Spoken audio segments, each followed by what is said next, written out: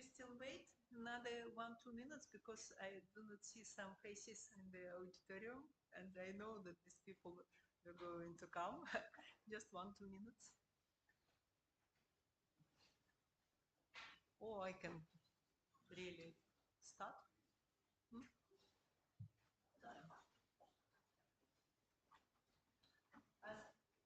Firstly, I would like to introduce our Chinese colleagues who just came from Guian. This is southern part of China, approximately 700 kilometers north of Hong Kong. So Hong Kong is on the coast, and then if you do perpendicular to the coast, then it will be a small town of Guian of 7 million people. But for Chinese scale, it's very small town, very picturesque town. It's green hills and some valleys between these hills.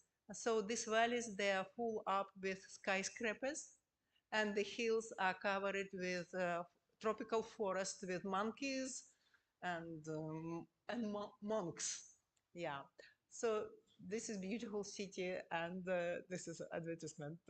So if you would like to collaborate with our guests, then you can have possibility to visit this beautiful city. And I just shortly introduce our guests and the leader of the team. And this is a collaborative Russian-Chinese project supported by a Russian Scientific Foundation and Chinese Scientific Foundation. Or, no, yes, of course, Chinese. And the leader is Professor Mei Fu Zhou, and his short information about him is here on the screen.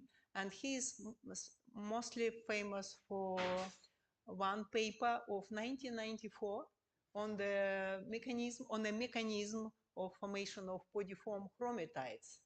And this idea, it was already in the air, but it was one of the first paper which formulate this mechanism, suggested. So it's highly cited as a first in that field. And Professor Liang Qi is a specialist in different sort of analysis of geological samples and matter. He is famous also for the developing on different analytical techniques, not only in Guian, but in some other institutes also, and for his works on PG geochemistry. And Professor Ren Jun-Hu is just stand for a while. This is a working engine behind this project and supporting this project. So when Professor Mei Fu and Lian, they are like famous authorities, and Wenjin is the person who did this project. And we are very grateful to him that and for his energy and for his enthusiasm so that we get this project. Thank you very much, Wenjin. And then we have a postdoc researcher, Juan, who is her English name is Jenny, which is very easy to recognize, and she's working on apatite in mafic ultramafic intrusions. And just newcomer, this is Hao Dong. It's a new PhD student in this team.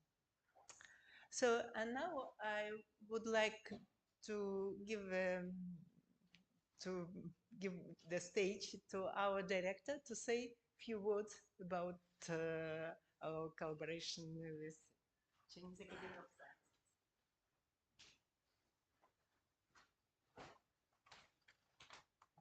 Дорогие коллеги, уважаемые китайские коллеги, welcome to Moscow, welcome to Russia, welcome to our institute. We are very happy to see you here because we understand that it's very important for everybody to construct, to connect, and to develop our investigations and our collaboration in the field of the petrology and the field of mineral deposits, mineralogy, geochemistry. It's very important for us, especially for the moment, and we are trying to work together, and we are very happy that there is a chance to work together on the field of petrology in the context of our friendships and our collaboration, the academies, Russian Academy of Science and China Academy of Science and our institutes. So it's a very pleasure for me to welcome you, and we are very happy, and we are waiting for very fruitful collaboration and today fruitful work in the workshop. So welcome to our institute and a good luck for everybody. Thank you.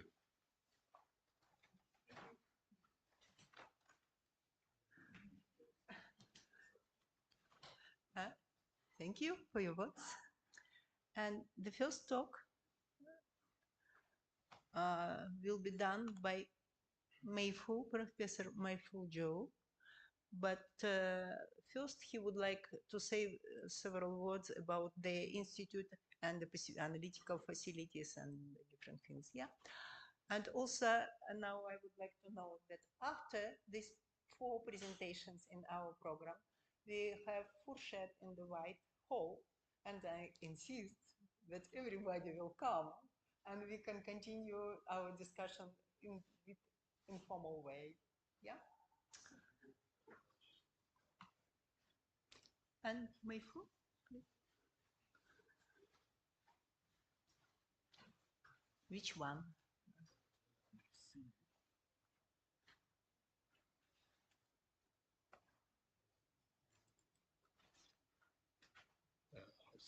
Yes, this one. Thank you so much, Marina, and Honorable Director for the welcoming remarks. Yeah. I'm really happy to be here. All I can say, when I was in the high school or even in the primary school, I know a lot about the former Soviet Union. And my education in the university actually was very much influenced by the former Soviet Union and the geologists. And my older generations, particularly one of my former supervisors, was educated in Moscow in the mining school. I remember one of my former supervisors. And at that time, we were so proud of the chances we learned from Russia. So I would take this opportunity to introduce my work over the past 30 years. But before that, my institute asked me to introduce very briefly the institute, because the institute, as I will say, that some former directors had their degrees from Russia. So the influence of Russian geology to China is very big. And the institute wants to expand the collaboration. It's not only between myself and Marina and possibly in other fields, and just talk to the director that our former director was a uranium geologist, and possibly we can expand our collaboration. And so the institute is under the Chinese Academy of Science, and the Chinese Academy of Science aims with the innovative studies. Okay, and there are some reforms in the past several years or 10 years or so. And previously, I believe all the systems in China before the establishment of China Republic or People's Republic of China was adopted from Russia. So I believe everybody here is familiar with this kind of system, Chinese Academy of Science, with the aims of super university. We formed a super university, very large university, China University, University of Chinese Academy of Science. Because we see the possibility of dissolving the Chinese Academy of Science previously, maybe more than 10 years ago, because of the influence from the states, from US. They do not have this kind of system. And so we formed a big university incorporating all the institutes, more than 100 institutes under Chinese Academy of Science. And so it's supposed to be a think tank for the government, a pioneer research, okay, and an engine for new development, driving China to become an innovative society. Okay, so that's very important. And one of the institute is the Institute of Geochemistry. And this is one of 110 institutes under Chinese Academy of Science, and the headquarters is in Beijing. And previously, the history, I know the institute here has a long history for celebrating 95th birthday, I believe. But we do not have that long history of Chinese Academy of Science. Only after the establishment of People's Republic of China in 1949, we have Chinese Academy of Science. And there was an institute at that time, Institute of Geology. Nowadays, they changed their names as Institute of Geology and Geophysics in Beijing. It's one of the most influential institutes in geology in the world. And from geology, from the Institute of Geology, they separated in another group of people to establish the Institute of Geochemistry in 1966.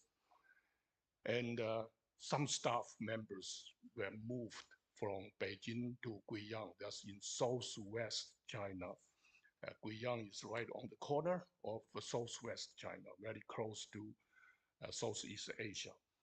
And later on, part of the institute were moved to Guangzhou, that's very close to Hong Kong, in 1987. And part of the institute also moved to Xi'an, to the north, to form an environmental institute. Okay, there's some former directors. I see the directors on the hallway here, and they are much senior. I believe they are very influential to some of these people. Okay, and some of these people were educated from Russia for their PhD degrees or master degrees. And so nowadays, the vision and the mission of the institute are very much related to the economic processes, economic development of China, particularly with mineral deposits. Part of our institute is on mineral deposits, and with emphasis on frontier research or practical research, okay, to meet the demanding of economic development of the country. We have, because in a larger area in southwest China, it's karst area, limestone, full of limestone in that area. So it's a beautiful landscape there. And we have part of the institute is on environment research, but related to karst landforms and the environment. And the deposit studies is formed, just named as the state kidnap of China as critical mineral exploration and research. So that's a very important part of the institute. We have totally the whole institute have more than 300 people, researcher, with postgraduate students, 820. The budget every year is more than 50 million US dollar per year. It's increased largely in the past 10 years, every year with a lot of increase. And the sources are from Chinese Academy of Science, Ministry of Science and Technology, National Science Foundation of China, international collaborations also from various sources that we can look for opportunities to collaborate with colleagues, including Russia, because the institute is not only aiming at innovative studies, but also international studies. Okay, so we have three I for international and I for innovation.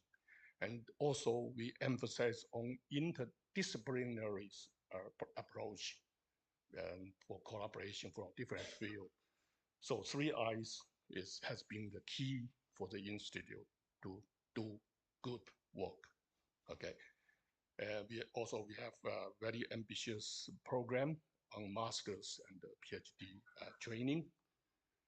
Very quickly, we have in the past 10 years, we have been equipped with some very larger piece of instruments, including pathological studies and all deposit studies and environmental geochemical studies.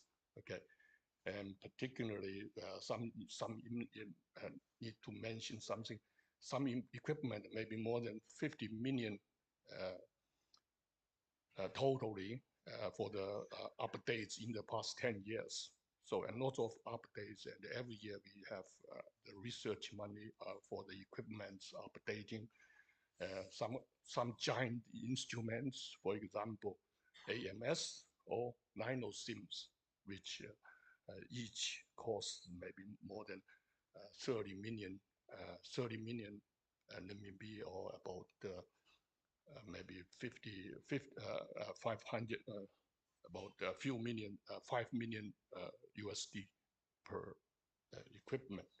So we can use the modernized facilities to do our cutting edge research. Okay, and so the outcome is not too bad. That's every year we publish papers. It's just a part of the evaluation to publish papers. It's not everything based on publication, but also based on what is useful for the country, what is the innovative achievements. Okay, so I will not mention this. Also, something in the past a few years, we have like papers in Nature and some journals related to nature or science journals. Okay, and so that's what the outcomes for from the institute, and the institute also hosts several journals in Chinese and also some in English, and many hosting international conference and collaborations. And now we can see some faces from overseas. Okay, and just a few months ago, Marina and her colleagues came to visit us at the same time, and they met also some other collaborators of my group from Germany, from Turkey. So we have quite extensive programs, internationally speaking. And we still have a lot of opening. That's the institute asked me to do introduction. Maybe you have spare time, maybe stay with us for a few months, or for new graduates, maybe find a job, something different categories still possible. So it's developing very quickly for the institute. And for PhD or master programs, we have different kind of support. Some students may apply for several scholarship, and similar or even bigger incomes than PhD students in states or in other countries. And the city is very beautiful. Hopefully bring Marina to look around more. Last time she had a very short time, only a few days, but we initiated our collaboration. Okay, beautiful place, and welcome everybody to visit us. That's a short introduction. Sorry to spend maybe too long time. So move to my talk. When I thought about visiting here, and this year I was awarded a distinguished lecture award from Society of Economic Geologists. And so I think I thought that'd be a chance to give a talk on behalf of the society. Okay. I try to make my presentation a little bit shorter. I spent too much time for the No, introduction. it was to the very good. institute. Thank you very much. I try to make maybe This one. 35 to 40 minutes to get No, my no, it's presentation not. finished. It's the same. The same as different one. Mhm. This one, chromite. Ah.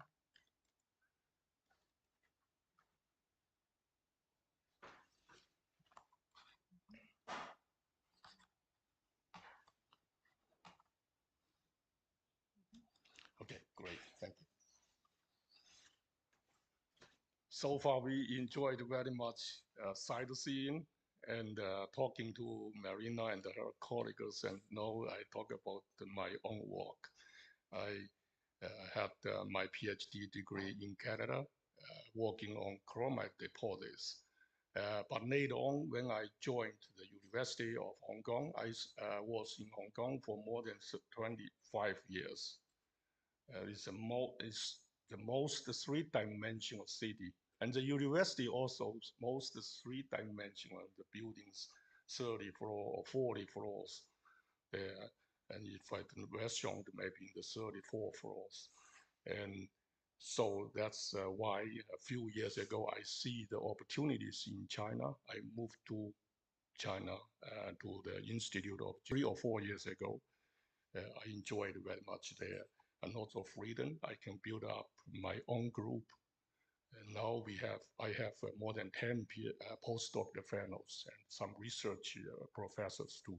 So the work has been done not only by myself, but also by my research group and my collaborators, including my former supervisors.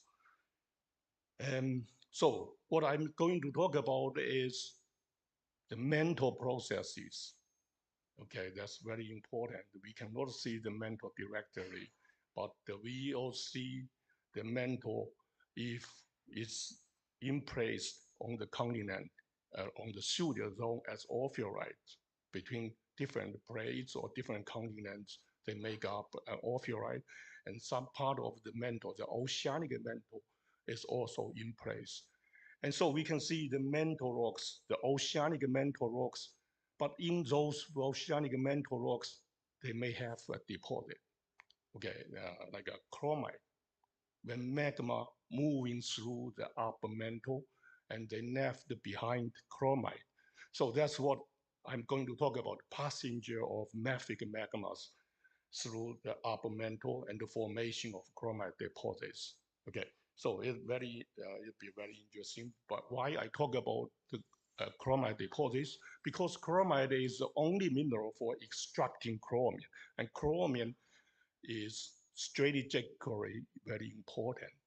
Okay, for example, defense, aerospace, refractory materials, chemical and the medical industry also requires chromium, and some new technologies also need chromium. And more importantly, chromium is so diverse, okay, in the world. It's not concentrated equally in different countries, but some countries are richer in chromium and other countries are poor. Like China, only about 1.13 percent of global resources. Okay, mostly imported from other countries, for example, South Africa and Zimbabwe and Kazakhstan. And actually, Russia ranked number 4 in terms of resources of chromium. Okay, that's not too bad. That's actually maybe Russia is self-sufficient for chromium. But China has a shortage. That's why I can get the lots of money for research. but that may hopes, may not. Okay, but anyway, for geologists, we need to understand how chromite deposits formed. Chromite is an oxide minerals, iron and chromium. But in addition to these two elements, there are also aluminum, magnesium, and some titanium structure. So it's quite complicated. And chromite is typically early phase in the crystallization history of mafic magmas, and is very dense. Okay, so chromite is dense, heavier than the magma. For example, basalt magma has the density of 2,500 kilogram per cubic meters, and the olivine only 3,300, and chromite is 4,800. So if it's a heavy mineral crystallized from mafic magmas, what were happening is chromite would be settled down on the bottom of a magma chamber, and then they can form deposits if they accumulate enough. But if a magma crystallized chromite, and chromite is heavy, it'd be very difficult to transport chromite from depths to the shallow level. Okay, so we have a deposits, beautiful deposits in Bushveld, South Africa, that make South Africa #1 in terms of chromium resources. Okay, and form one layers of chromite on the bottom of a layered intrusion, big magma chamber in the crustal level, in the crustal magma chamber, and the chromite crystallizing and settle down on the bottom of a magma chamber, make a beautiful stratiform chromite deposits. Okay, make South Africa #1 in terms of chromium resources. Okay, but also chromite can be formed in the in the mantle when mafic magmas passing through the upper mantle. That's polyform chromite deposits, and they are hosted in the mantle pectitotites, hasbagite or lazurite of ophiolite. And the ore bodies usually irregular or lenticular ore bodies. And the ores are massive, disseminated, but also unique nodule ores. You can see the nodules can be similar size, and that's nodule. And we can see that chromite is not only formed once in one time, maybe multiple formation of chromite with like this graduation and chromite nodule. And ore bodies, one of the ore bodies that's already taken through mining is lenticular. The size can be very big, can be very small. One of the largest polyform chromite deposits is in Kazakhstan, Urals mountain, southern end of the Urals mountain. Okay, that's why we are going to see these deposits. And so in Kazakhstan, make Kazakhstan in terms of chromium resources #3 in the world, and Zimbabwe number 2, because Zimbabwe has a big magma chamber to form the great dike across the country. Okay, and Camberside, the chromite deposit, polyform chromite deposit is the largest chromite deposits in the world. And one of the biggest ore body, one of the biggest giant ore body has actually total reserves or resources for the whole country of China. Even only one ore body in Camberside equals or more than not more than what we have in China in total. Okay, so that's very interesting. And polyform chromite deposits, very simple. Okay, and the ores only have two minerals, chromite and olivine. And you can see the black one is chromite, and on the left, on the right side is under the microscope, and we see olivine, fresh olivine, and mostly olivine.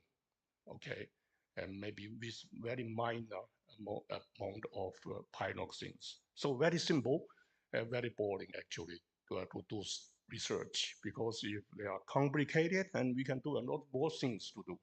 If they are simple, and we do not have much to do, but the students will be happy because it's easy to describe this. So what they tell us, we have polyform bodies in the upper mantle. They can form, okay? So chromite can crystallize, but not only can crystallize in the upper mantle from the magma, but also they can be crystallized very quickly. And previously, it's difficult to tell if they can crystallize very quickly or not. But with new modern technique like EBSD to see the orientation of a crystal, and we can see it's not only a massive chromite grains, but also we can see some skeletal chromite. Okay, there are some reports published. One of the published papers in 2015, in this was by a friend of mine, preacher. She passed away, unfortunately. And we also have our own observations. We can see the chromite in the upper mantle sequence, upper mantle peptidotides, and they may have a skeletal forms. So that means chromite can crystallize very quickly in the upper mantle. Okay, so skeletal crystal surrounded by granular grains and the early stage of fast cooling, followed by later stage of slow cooling. And so what we know about the polyform chromite deposits is that they formed in a spreading centers related to oceanic snap subduction and crystallization of chromite from melts that pass through the upper mantle. Because nowadays we see the chromite there hosted in the mantle sequence, netherite or haspeite, and both are essentially upper mantle rocks. They are essentially residual after partial melting. Okay, but in the upper mantle, we know there are no larger magma chamber beneath the Moho boundary. Okay, only above the Moho boundary in the spreading center, like the mid-oceanic region, there are magma chambers. That's crustal processes. Okay, and so why we have magmas in the upper mantle, in the mantle, melting of upper mantle of the mantle rocks, okay, can be made through the diapir decompression of melting. So magma, the mantle going up, the pressure degrees. So we can have a diapir of mantle and resulting decompression melting, or water introduced into the mantle to reduce the melting temperature. Okay, so these two cases that can make melts. So once the melts are made in the upper mantle, and they can crystallize minerals, as evidenced by the chromite ores, okay, in the upper mantle, polyform chromite deposits. And so we can use the MELTS program to calibrate to see when the cooling of basaltic magmas, what minerals are crystallizing first.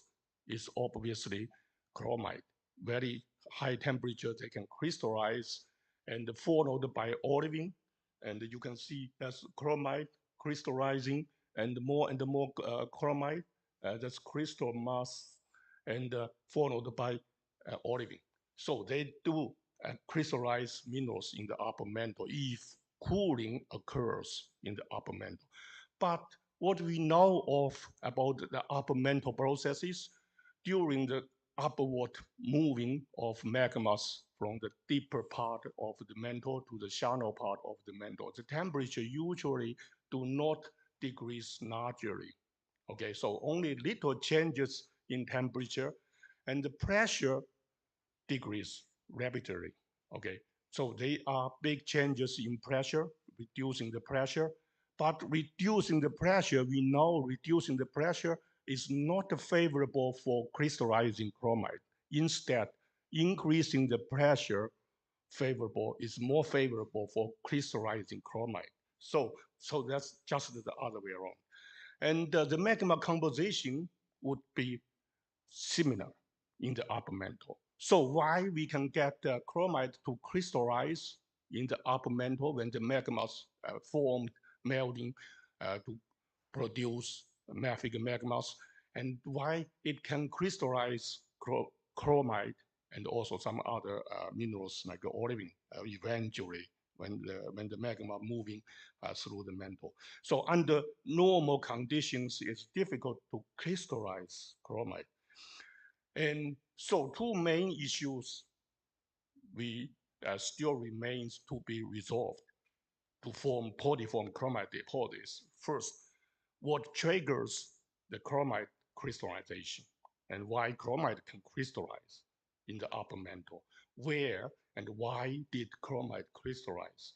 And the second issue is if chromite crystallized, it is very heavy, heavier than the magmas. And why chromite can be transported to a place for accumulation or for concentration to form ore bodies or localization of chromite to form ore body.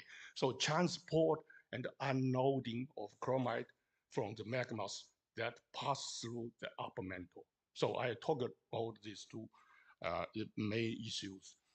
And so where and why chromite can crystallize, we can look at some minerals included in the chromite because that will give some information about the condition that chromite can crystallize.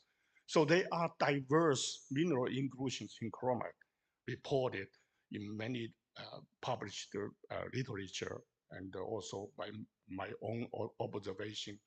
And first, I can divide it or group these inclusions into several groups. The first group is multiple mineral grains included in the chromite.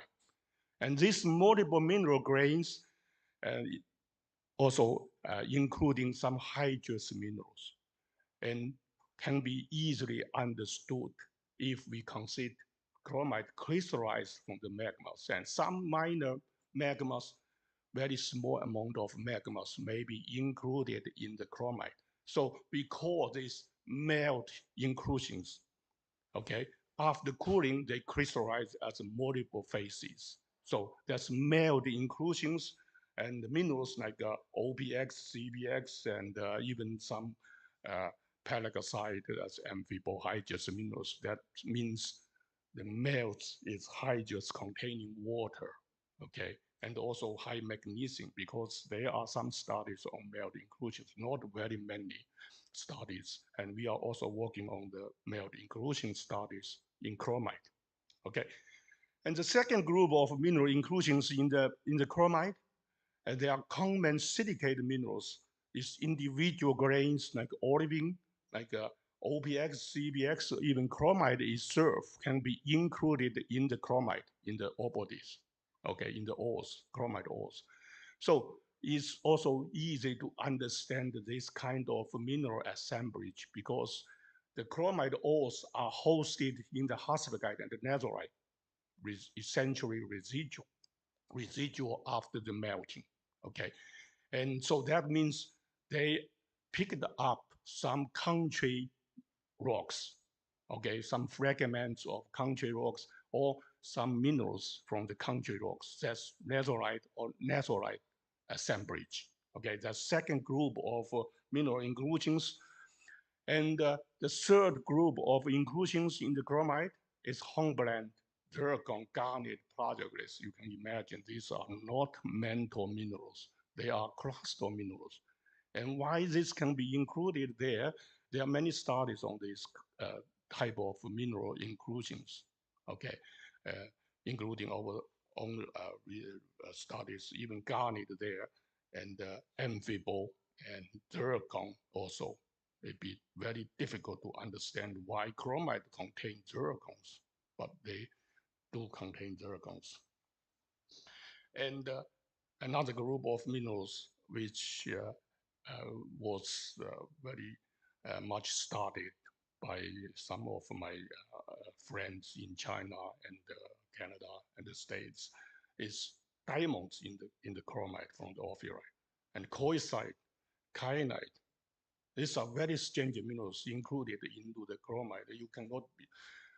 You cannot believe why this kind of minerals included in the chromite. And chromite crystallized from the magmas, okay, from the magmas, and these minerals cannot survive from high temperature processes in the upper mantle, but they are included in the chromite, okay, including some in situ studies and some studies in the northern part of Urals mountain, and so quite many publications in the literature. So I will not go through these details, but what they tell us, if I get a summary of these groups of inclusions, and the first group is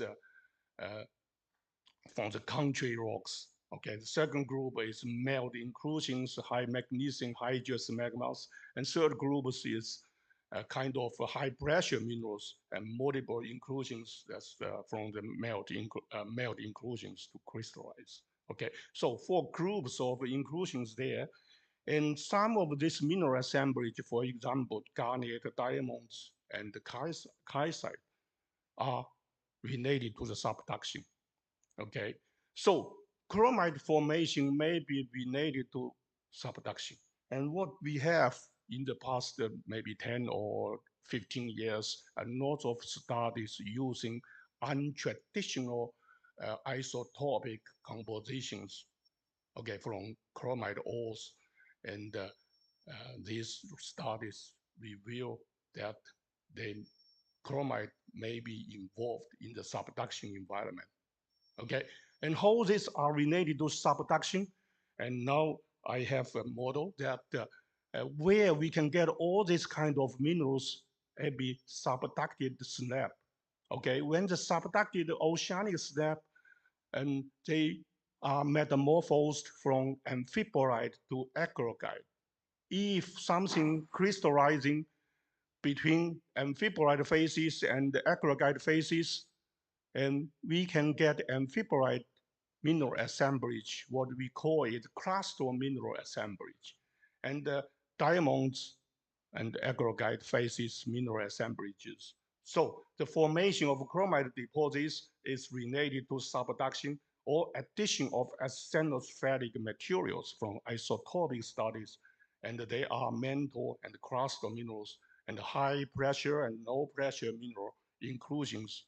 Okay, so that's what the possibility is. The magmas going through this window because of the density of aggregate is much heavier than amphiborite. And so it's easy to be broken. And the asthenospheric mantle diaperitically upward moving, and the decompression melting, generating melts. And the melts going through this window, and so the melts would be contaminated. At the same time, they will change the composition. So that's why chromite can be crystallized very quickly because of the reducing of temperature very quickly because the melts from the depths meet or interact with the subducted snaps. Okay, and composition changes also trigger the crystallization of chromite, temperature reduced. Okay, and composition changed.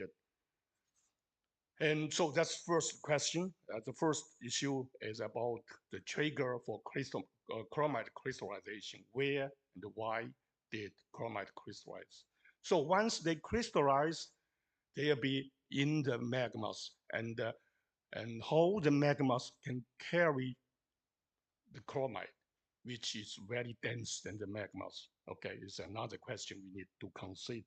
And the because the density contrast as chromite is much heavier than the basaltic magmas.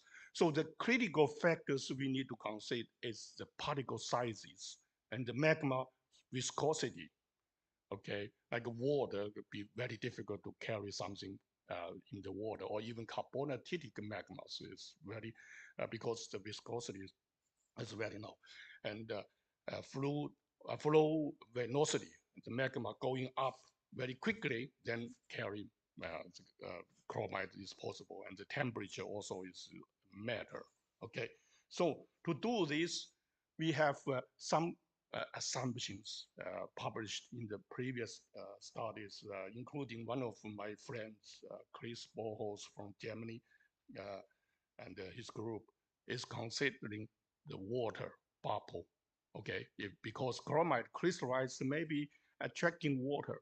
If there are free waters in the upper mantle and water take the chromite upwards, chromite grains upwards. So just like a sulfide flotation in the mining and flotating with water. But this can be easily resolved because we have olivine, fresh olivine in the chromite ores. Okay, if they are very well preserved, we have fresh chromite, fresh olivine. And we can do analysis on olivine, see the water contents in olivine. And by calculation from the partition coefficients of water between olivine and the magmas. And so what the water contents in the mafic magmas usually smaller than 3.5 weight% of water. Okay, from the study of olivine, water contents of olivine. And we know that olivine contains smaller than 3.5% of water. And so the magmas in the upper mantle, okay, can dissolve 8 to 11% of water. So in that case, there is no free water in the magmas going through the upper mantle. So there's no free waters available to flotate chromite to carry chromite upwards. So what else we can consider is the drag force. The drag force would be related to the buoyancy of the chromite. Even they are heavy, but they are also some buoyant force. And the gravity force is going down, and buoyant force is going up, and the drag force is going up. Okay, and so if consider all these factors, the main factors would be velocity of magmas. The faster the magmas moving upwards, and the more capability of the magmas to take up the chromite grains. Okay, and so another factor is the magma viscosity. Okay, the viscosity is larger and more capable because of the sliding friction is be very different. If it's more viscous magmas and more capability to get the mineral grains in the magma. Okay, so if we consider all this by equation here, we can get the conclusion. I'm not going to go through all these details or for this formula. The greater the velocity of the magmas moving upwards, the greater the drag force. Okay, the velocity of magma flow, and we can predict from the middle oceanic region magma transportation, the region spreading rates, and the shape of magma channels is structure, all affected. Okay, to the and the conclusion from the calculation would be the smaller the particles, the either they are to be transported. So if it's too large, it would be more difficult.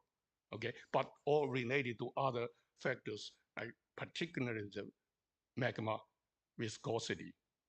Okay, so we can do another calibration with viscosity. If the viscosity, in what kind of viscosity that the magma is capable to carry the chromite grains upwards.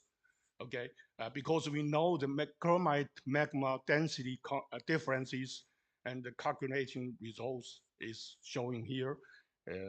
Not going through this in detail. And so what the conclusion is, when the magma increasing its viscosity, then it's more capable to carry the chromite upwards.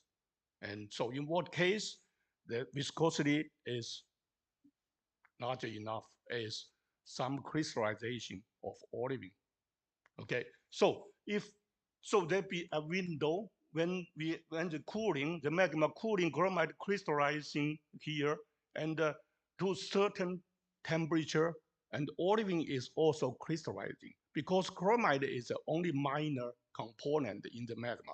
But when olivine is a major element, okay, is a major mineral, is a rock forming mineral, but they crystallize to certain amount, but not too much. If the viscosity is too much, then the speed of the velocity of magmas will be reduced. So in that case, only when the magma crystallizing chromite and also small amount of olivine to increase the viscosity of magmas, then this magma would be perfect for carrying the chromite upwards. Okay, so the temperature window to have chromite crystallized earlier and with olivine crystallizing would be 1250 degrees to 1350 degrees. So we consider this as temperature window that's most suitable for the magma to carry the chromite. I'm so sorry, that's maybe take a little bit longer than I expected.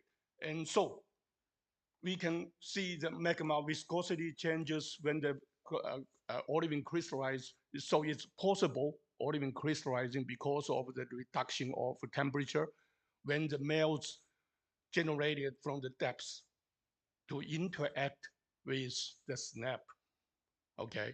And the temperature is reduced, the olivine crystallize, okay? So in that case, we can get the chromite in the magma and the magma still moving up. And so the next question would be, when chromite can be accumulated, okay? So that's the unloading of chromite from the magma, okay? And previously, back to 1982, a model was proposed based on simulation, numerical simulation, but that simulation in 1982 was based on pure liquid, pure magma, okay? The magma going up when the magma get into a whitened conduits. Okay, for example, you can see here and getting whitened, and the speed of the magma moving would be changed. Okay, the speed, the velocity of magma changes would be reduced, and in that case, and convection of magmas and the drop of the chromite because of the reducing of the speed of the magmas, as I just mentioned, the quicker, the better for carrying the chromite. But if the speed is reduced and the chromite can be dropped off, okay. And so what we do, we include the solid because the magma is coming up with solid chromite, okay. So we include the solid chromite in the magmas for the modeling.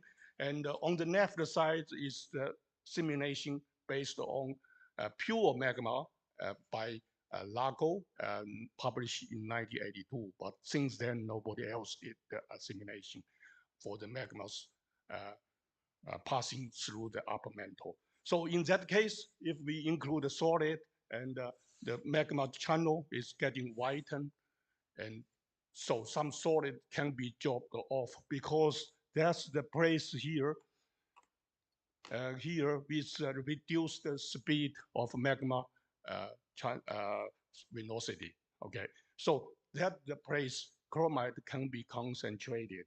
But considering the speed here, we can see chromite-bearing magmas coming up. We have a cross section for considering the speed, how the speed changes of magmas, and convection there on the right side, and on the just the magma channel getting whitened, and accumulation of chromite. Okay, and so,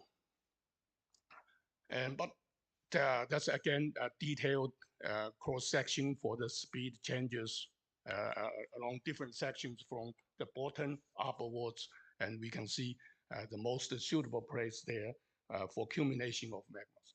And in the upper mantle, so 3 cases we need to consider. It's not only vertical moving, because in the spreading center and magmas coming up vertically, and then they change the direction of moving, okay, and getting, so there's 3 cases there.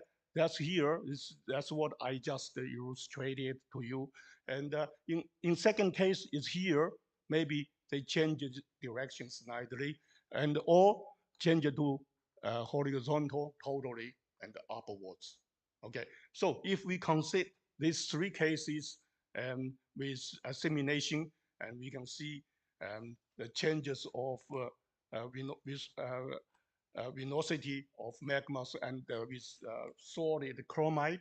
And here, obviously, that's the best place for accumulating the darker color, the greenish color. The viscosity is as much snow than the reddish color.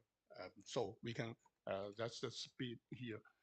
And so in these 3 cases, the most suitable place, obviously here, and for unloading the chromite.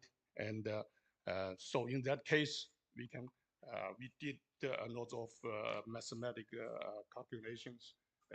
So the conclusions here, sorry, the time is a little bit tight now. And so that's that you can see the speed changes here, here, okay. And so what we can see here, when the magma coming upwards near the Moho boundary and spreading occurs, and the magma's moving, you can see here, that's the direction changes, okay. Magma from the deeper part to shallow part, and eventually in the spreading center and to the magma chambers before they get to the magma chambers, and some magmas and actually in the direction changes, okay. So the direction changes means the speed also changes, and the chromite unloaded there. And so that be a process for longer duration. Is not only one pulse of magmas or several pulses of magmas, may be continuous, providing the magmas and going through these conduits, okay? And so we can assimilate and in that place and what's going on, okay? The simulation is surprisingly interesting, because here the magma's coming and the temperature remains similar, and the chromite dropped off, and more chromite dropped off there. And what we will see is there are structural evolution of chromite unloading there, and hydrodynamic and fluid solid coupling multi-phase flow simulation. That's the results is we can get larger and larger chromite grains. Okay, and small grains are not stable, and the corner of grains is not stable because the magma stay going through these conduits, and eventually what we have is nodule chromite, which we do not observe in other igneous bodies, only in the upper mantle in polyform chromite deposits. So the simulation of nodule chromite is very much same as we see in the real example of polyform chromite deposits. And so that's the place here. We simulated successfully the chromite, the nodule chromite formation. And finally, so we can conclude 2 stages of formation for polyform chromite deposits. First is crystallizing at the depths, and second stage is accumulation or unloading of chromite with nodule textures in some cases, okay, and accumulate a normal chromite and with multiple injection of magmas, chromite bearing magmas, or continuous or discontinuous. So to form bigger or smaller polyform chromite deposits. That's my conclusions. And I'm not going to repeat this. Sorry for a little bit longer time than expected. Thank you so much for your attention.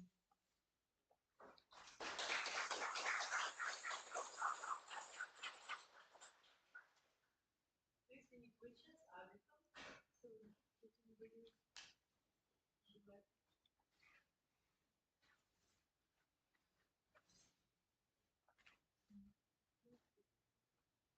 anybody would like?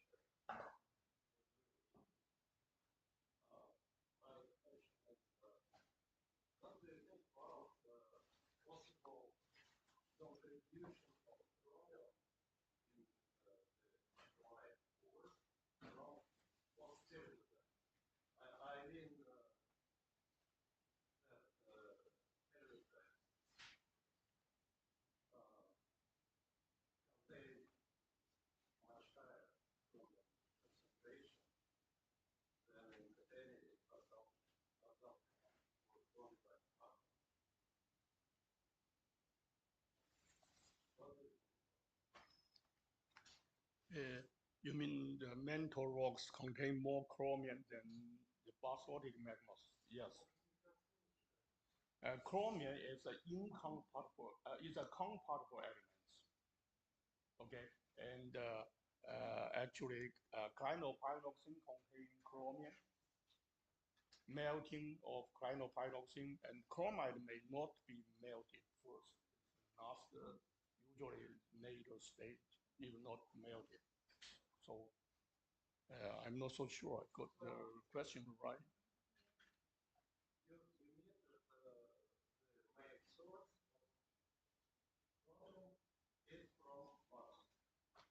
And originally from the melting of mantle rocks. Okay, and melting of clinopyroxene.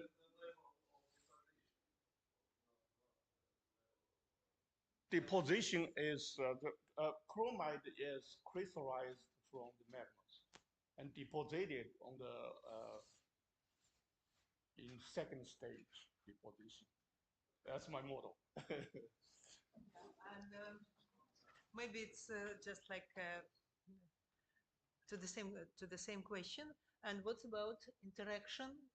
Your initial original model about interaction of this mantle melts and peridotite, host peridotite, and exchange of chromium to accumulate. Exactly. Yes. That's when the magma stay in the conduit in the magma conduits.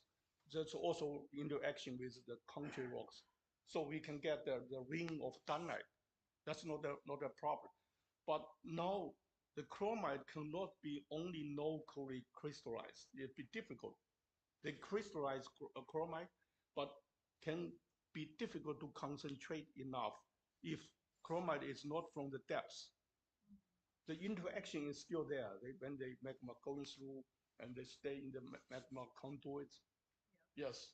So as I understood, this is change for the initial of 1994 model. The initial model is still okay. Yeah.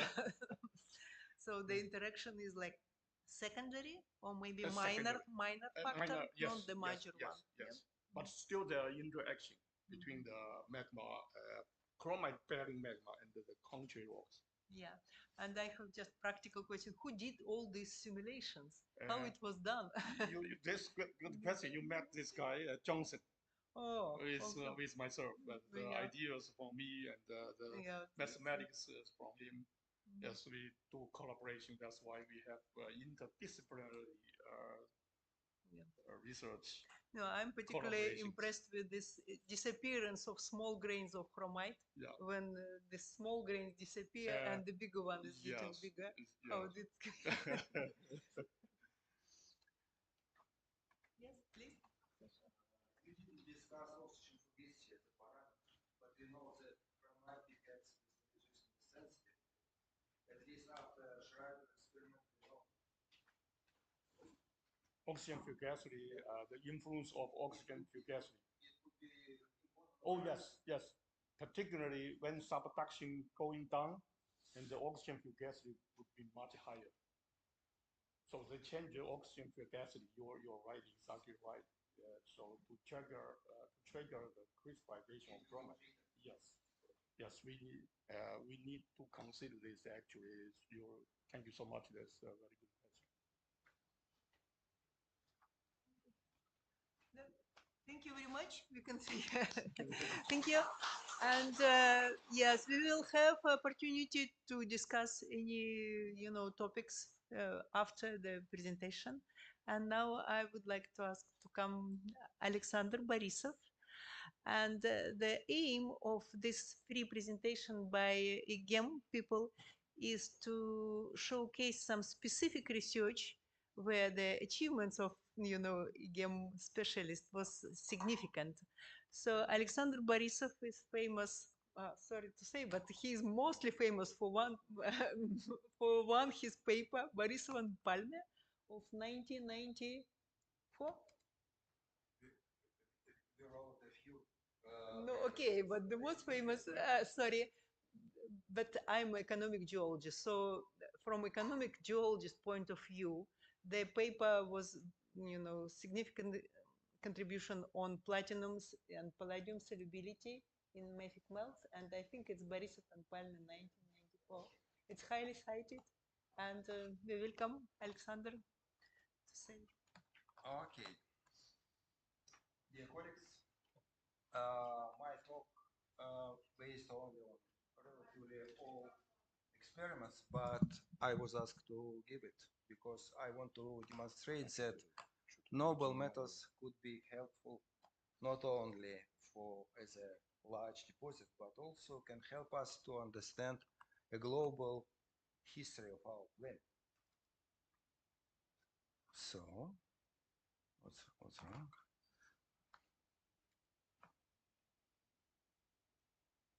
Okay. So, after a small introduction, I will show you excursus in geochemistry, problems with highly siderophyte elements in upper metal rocks. Then we go to experimental furnaces, loop techniques, and instrumental neutron activation analysis. And then I show you the noble metal solubility in silicate melts and results and consequences. Okay, is it doesn't work? Мышка работает, нет?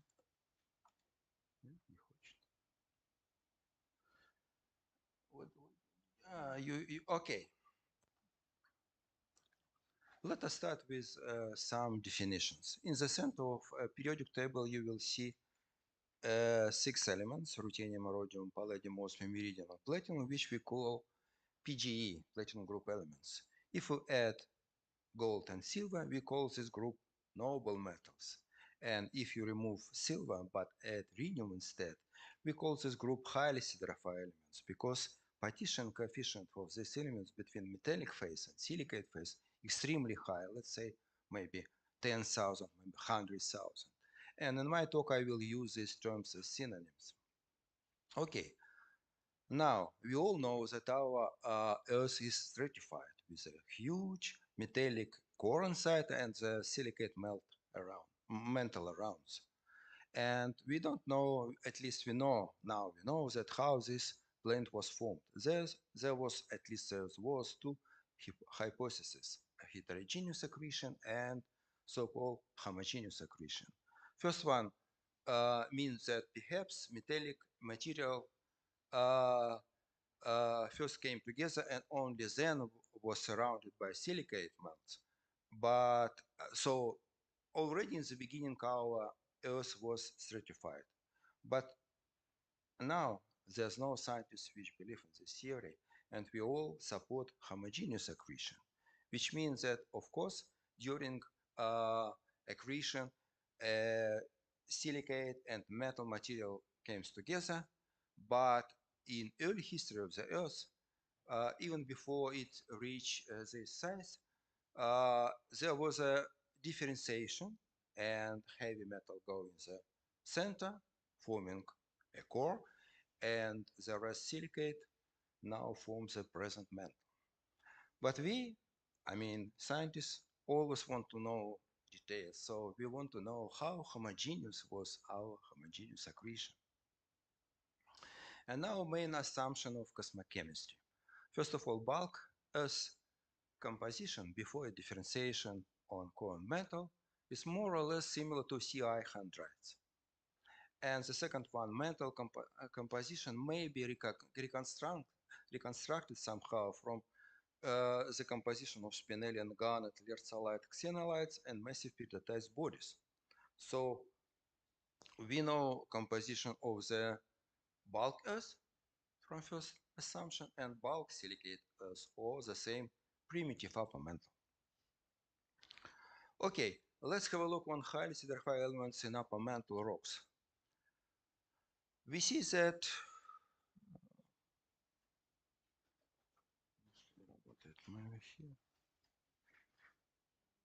красный, да? Мышка не работает у меня. Okay. We see that they all have more or less similar content. And second one, we can see that this content is extremely high, about 1% of hydritic value. You could say it's not high, it's low. But remember that these are highly siderify elements with extremely high partition coefficients.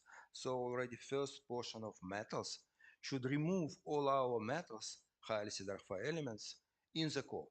But we still have about 1% of hydritic value. And there's two theories which try to explain how it happened. The most logical is so-called late hydritic veneer. We agree that yes, during differentiation, most of our elements were removed in the core, but then there was a small addition of late CI material, which give us present content of highly siderify elements in mantle rocks, and guarantees that these content are more or less similar. But there's another theory, so-called global mantle core equilibrium. In 1991, Ramamursi published in Science famous paper which increased immediately huge discussion. He suggested that yes, differentiation can occur, let's say, at very high temperature, 2 or even 3,000. So at this high temperature, partition coefficients for highly siderify elements getting not so high, perhaps 1,000 and even low, and they are going called similar. And so we can explain everything with global equilibrium. Let's say like in experiment, in a capsule, we have a equilibrium between metallic ball and silicate glass. So exactly the same for the Earth, equilibrium between core and mantle. And of course, if we want to distinguish between these two theories, we need to experimentally measure partition coefficients between metal and silicate, or the same, we should measure solubility of our noble metals in silicate melt, because this solubility can be easily recalculated in partition coefficients. Okay, so now let's go to experiments. I worked with a furnace with controlled oxygen fugacity, because it's the main equipment for experimental at 1 atmosphere total pressure. Actually, it's a simple tube furnace through which a so-called buffering gas mixture passes. If we use, for example, CO-CO2 ratio, you can see from this formula that you can manipulate with the ratio and obtain oxygen fugacity which you need. And there's actually, here I plot the isoplex of the ratio in the field temperature oxygen fugacity. You can see that if you want to work around QFM buffer, for example, you will use CO2 to CO ratio about 20. If you want to go below iron state, you should use much lower ratio, about 0.2. And there's a two most common gas mixture, CO2, hydrogen CO2. One One of it is an explosive but toxicant, but another one explosive but untoxicant. So it's always up to you which mixture to use. If you want to work in an oxidizing region, you just simply mix a nitrogen with oxygen or nitrogen with air. And you know, many years ago, when this equipment started, people work rather hard. You know, they need to calibrate this so-called capillary. And I remember when I start my scientific life in Vernadsky Institute, I also spend a lot of time for such a calibration. But now everything's changed. You can buy this mixture, so it's much easier. Life is getting easier. And I also I always work with so-called loop technique, where the loop is not only a support for the melt, which is here inside, but also is a source of metal of interest. If you want to investigate palladium solubility, you prepare palladium loop. If you want to study iridium solubility, you would prepare iridium loop. And it's very convenient because actually in a single run you can study a few loops, so you can manipulate with a composition, metal composition or melt composition. Everything will be done in a single run. And now about instrumental neutron activation analysis. You know, this technique is slowly died. And I guess one of the reasons that young scientists, at least in Europe, don't want to work with irradiated samples. They want to be healthy and wealthy, of course.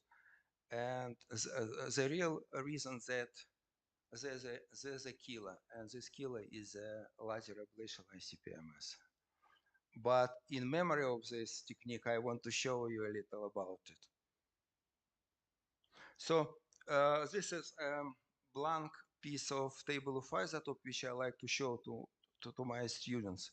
Here's a number of neutrons, here's a number of protons. So here we have a alpha decay, here we have beta minus decay, beta plus decay, and K capture. But there's one more interesting trend here. This is irradiation of the sample in nuclear reactor, so in neutron flux. For example, if you want to investigate sodium, you put the sample in the reactor, sodium 23 catch one neutron, converted in sodium 94. It's a beta minus decay elements, and it will be converted in magnesium 24. And during this conversion, there's a few gamma line could be detected. But in reality, nobody want to measure sodium, of course, because sodium gives so-called hot samples, and nobody want to work to have it because you know, people responsible for the sample in the reactor never give you a sample back until it's getting already not so hot. So I personally and many people who work with neutron activation, we prefer to work with completely sodium free, and I work with unearthed dioxide eutectic composition. So you have some kind of spectra, and you can measure the high of the spectra. You can measure also your standard, which you radiated together, and then you can easily calculate the concentration of your elements of interest. And you know, I measure with this technique only in Germany, so I know only German reactor. We use two reactors. First one is a trigger reactor, which is very convenient because it was located just in the university campus. It was about 2 minutes on foot from the institute, so you can go take your samples, go back and measure it. But if you need much more flux, you can see, we use a reactor more more strong reactor in Jülich. You can see it's about 3 order of magnitude more strong. And following lines were used for element identification. You can see that elements have their own phase. For example, palladium after irradiation have a half-life about 13 hours, so you need to measure it during first 3 days perhaps. But if something goes wrong, no problem, you can wait a couple of months and then irradiate your sample again. But it's not the same with iridium. For example, you can see iridium have a half-life 74 days. But it's nice because you wait a couple of weeks, and after that, background is extremely flat, and only these 4 peaks of iridium you can see and easily investigate it. But if something goes wrong, you should wait perhaps a few years to irradiate the samples again. I will not, of course, in activation analysis also there's a lot of problems, but I will not discuss it in this talk. I just show you the all results. It's you can see osmium, palladium, gold, ruthenium, platinum, and iridium. Only ruthenium was measured with ICP-MS, but all others were measured with neutron activation analysis. And here's the same figure, slightly another view, because I want to demonstrate some anomalous features of solubility. Here's the theoretical slopes for solubility as a 1+ elements, 2+, 3+, and 4+. And you can see, for example, that iridium in very wide FO2 range is soluble as a iridium 1+. It is relatively strange because we all know that most stable solid iridium oxide is iridium 02 with iridium 4+, but we have iridium 1+. Gold and palladium also dissolve as elements 1+, and ruthenium and osmium as elements 3+. Although we remember that osmium O2 and ruthenium O2 is the main oxide, so all noble metal solubilities are anomalous. And now we can recalculate our solubility in partition coefficients. So here I show so-called simplified partition coefficients. So let's say if platinum have solubility 1 ppb part per billion, so a reciprocal value will be 1 billion. If some elements have solubility 1 ppm part per million, reciprocal partition coefficient will be 1 million. Yeah. So it's better because we can now extrapolate our data to the oxygen fugacity, which we believe responsible for differentiation and core formation process. It's about iron wostite -3. You can say that it's sometimes very long extrapolation. Absolutely agree, but you know, before this experiment were done, we know nothing about unknowable metal partition coefficients, so I guess bad extrapolation is better than no data at all.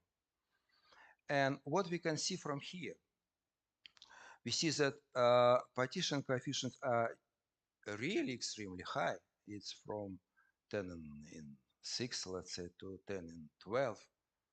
And we also see that range of this partition coefficient is extremely high. So absolutely no possibility to explain everything, I mean, present contents in mantle rock with a global mantle core equilibrium. And we really need late Heinrich Quinier. But again, all experiments were done with a single composition. It's anortite diopside eutectic one. Let's say with more or less a single relatively low temperature, 1400 degrees, and at 1 atmosphere total pressure. So this parameter should perhaps could change our conclusion, and we will discuss this parameter step by step. These are effects of metal composition, effects of silicate melt composition, the effect of oxygen fugacity, and the effect of high, really high temperature and pressure. Okay, let's start with this one. On this slide, we see that simplified partition coefficient is simply reciprocal solubility. And here's a strong partition coefficient. And what is important here, we should include activity coefficients of our metal of interest in iron or iron nickel oxide alloy if you want. And here we see the activity coefficients of these elements in iron. And of course, it's changed a little bit something, but in right side, I guess. Palladium we will be from here go to here, platinum from here to here. So nothing really dramatically changed. We still have extremely high partition coefficients and extremely high range of this partition coefficient. So nothing changed. We still need late chondritic veneer. Next problem is effects of silicate malcomposition.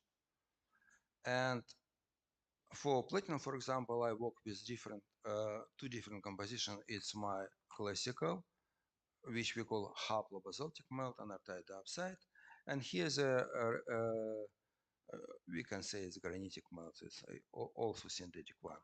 And you can see that there's, of course, there's the effect of melt composition on solubility. But let's have a look. The whole difference is equivalent to only half log unit of oxygen fugacity. That is absolutely nothing. We can manipulate with melt composition, and we will not change our conclusion dramatically. Now, effect of oxygen fugacity.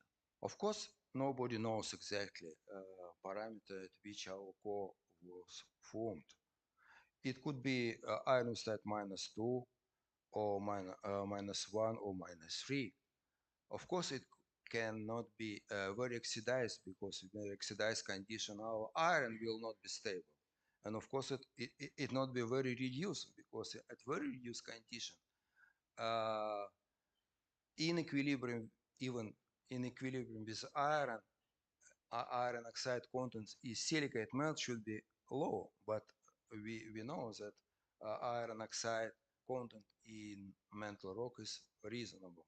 It's not extremely low. So if we manipulate in this range oxygen fugacity, nothing seriously changed. We still have very high partition coefficients, and we still have very high range of partition coefficients.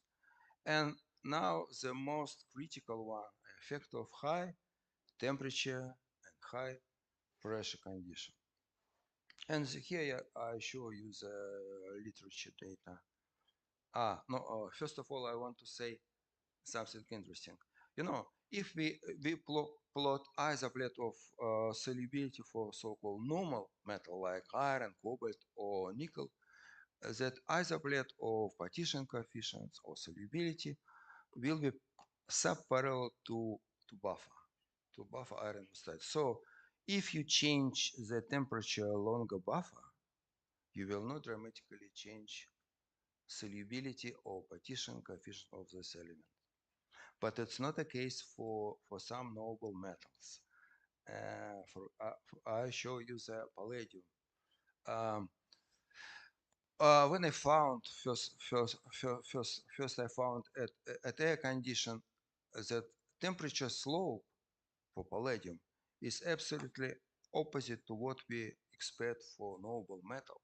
And I was so surprised that I repeated the experiment and 4 different oxygen fugacity, and again we have exactly the same solubility of noble metal, at least this palladium, increase with increasing temperature at fixed oxygen fugacity.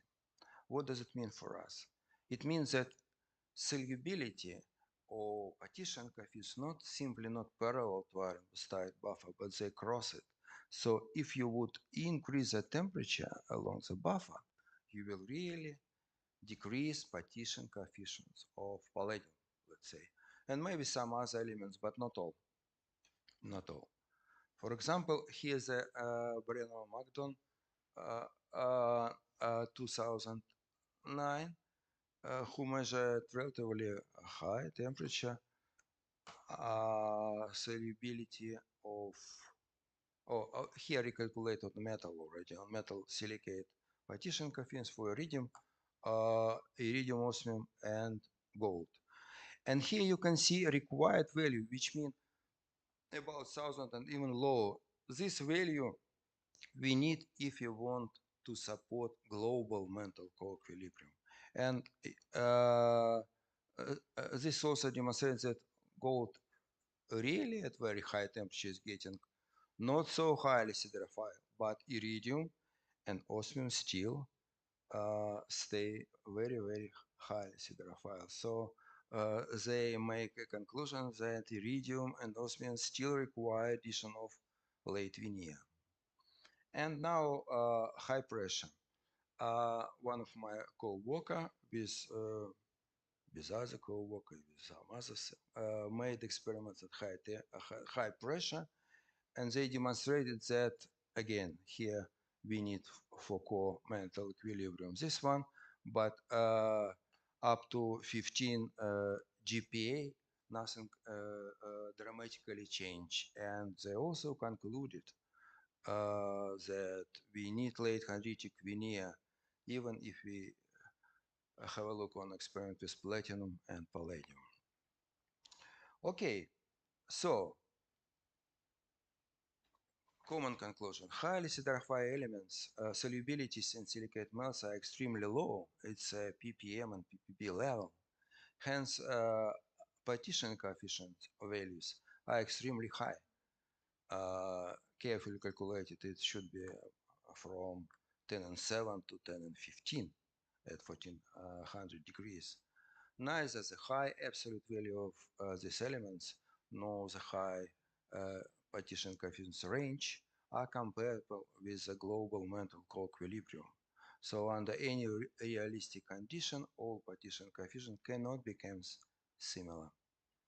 And of course, we still need late chondritic veneer to explain present content of highly siderophile elements in upper mantle rocks.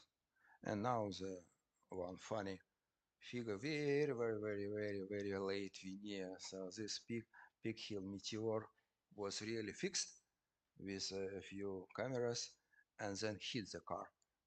Wonderful. Thank you very much.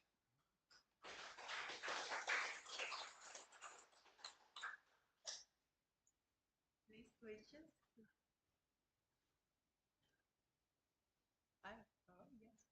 Boris, please. One question about the experimental method. So where do you want this loop, inside this loop, the secret well, then you perform the little iteration of it. Yes. So the question is how homogeneous the metal is distributed within this silicate ground. Yeah, I understand. Is it possible that, for example, ants, the metal? I will tell you.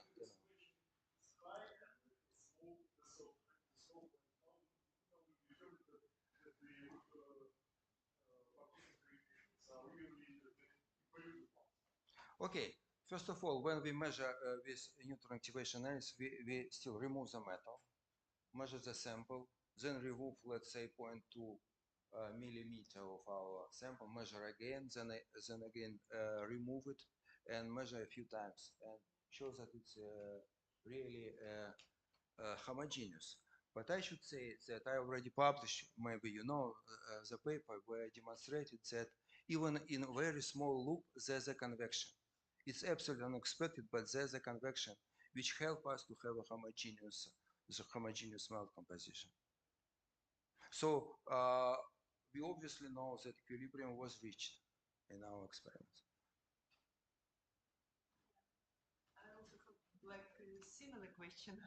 Did you try to reanalyze something that, which was analyzed with neutron activation and then by laser ablation? Why I am asking? because Mangal and Brennan paper on partition coefficient between sulfides, they argue that their analysis with laser ablation gave them higher partition coefficient because of the method of analysis. They said that laser ablation is like superior compared to the previous methods. Okay. So what Yeah, I is your understand. opinion? When I start this experiment, there was no laser ablation.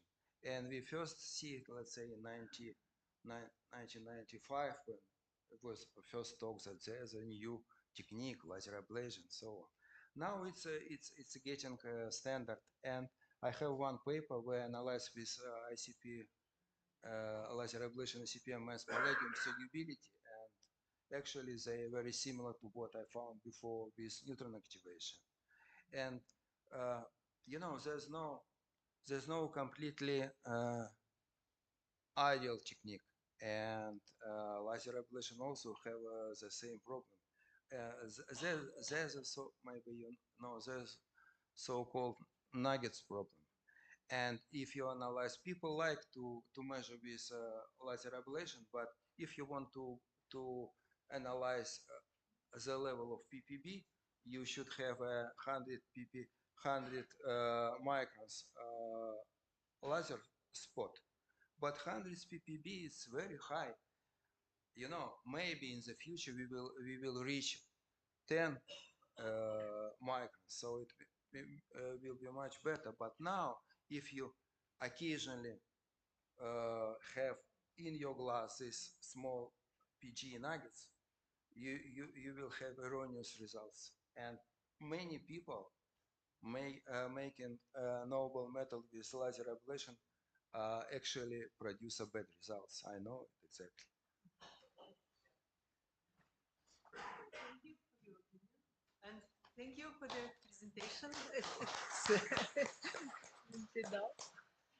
And the next talk will be done by Boris Tagirov, who is specialist in experimental geochemistry, but for the last maybe 10 years, yeah, Boris is extensively using synchrotron sources to study level of entrance of noble metals into different minerals, mostly into sulfides. So,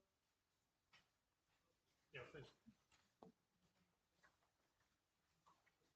So this is the title of my talk, and maybe this subject is not directly reported, connected to the subject of your project, but I think that I will show the methods that we use to solve this problem, and will present some few results that we obtained. And these methods can be applied to any type of ore mineral or any type of ore, and with these methods, similar results can be obtained. So during the last decade, we studied the state of gold, silver, copper, indium, and cadmium in sphalerite, gold in the minerals in copper and iron sulfides. What else? Platinum in pyrite and pyrrhotite. Rhenium in molybdenite, and something else I don't remember. But I will, as this field of our group is geochemistry of hydrothermal systems, and that's why I will mostly concentrate on gold and platinum. So to show you what invisible forms of admixtures mean, I will use this sample. This sample comes from the Talganskaya deposit.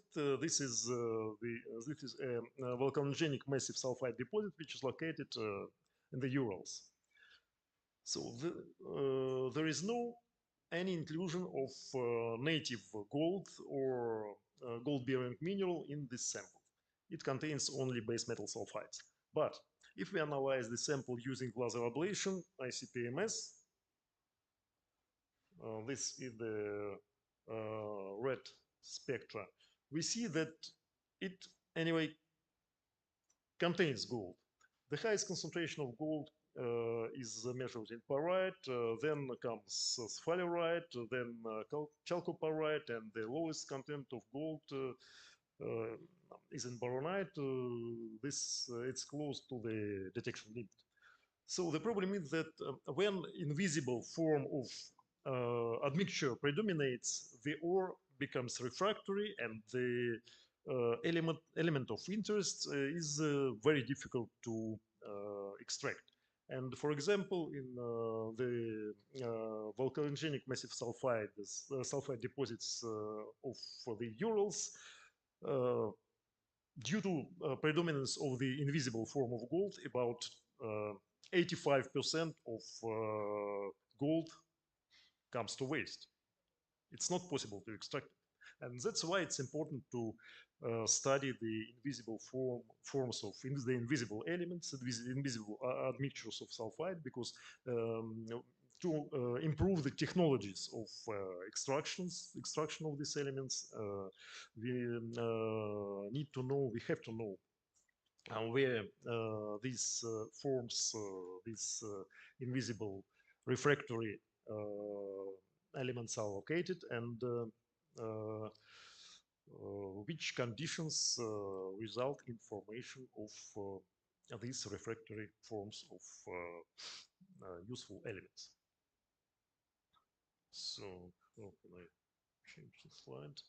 So the tasks which we solve are to determine the forms of occurrence of invisible trace elements, to determine the physicochemical parameters which promote formation of a definite form of this invisible admixture, then to build a thermodynamic model which enables calculation of which enables prediction of the concentration of these invisible elements in different sulfides.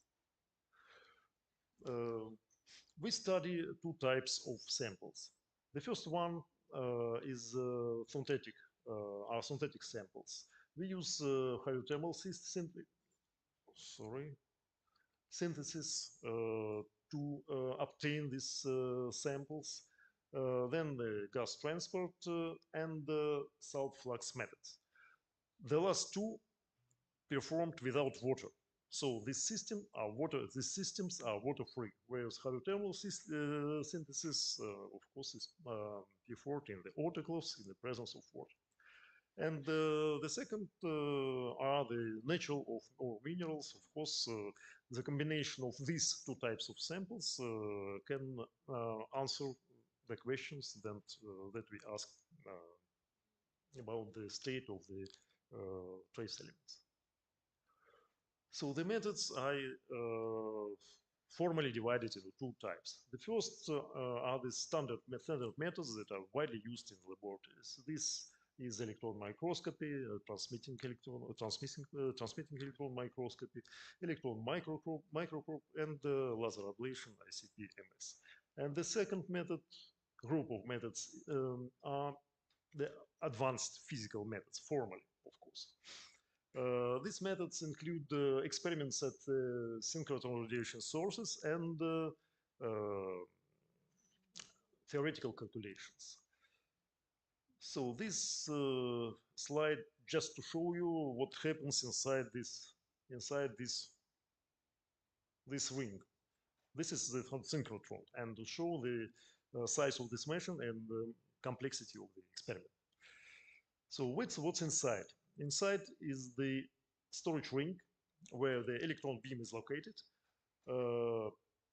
These electrons move with the speed close to the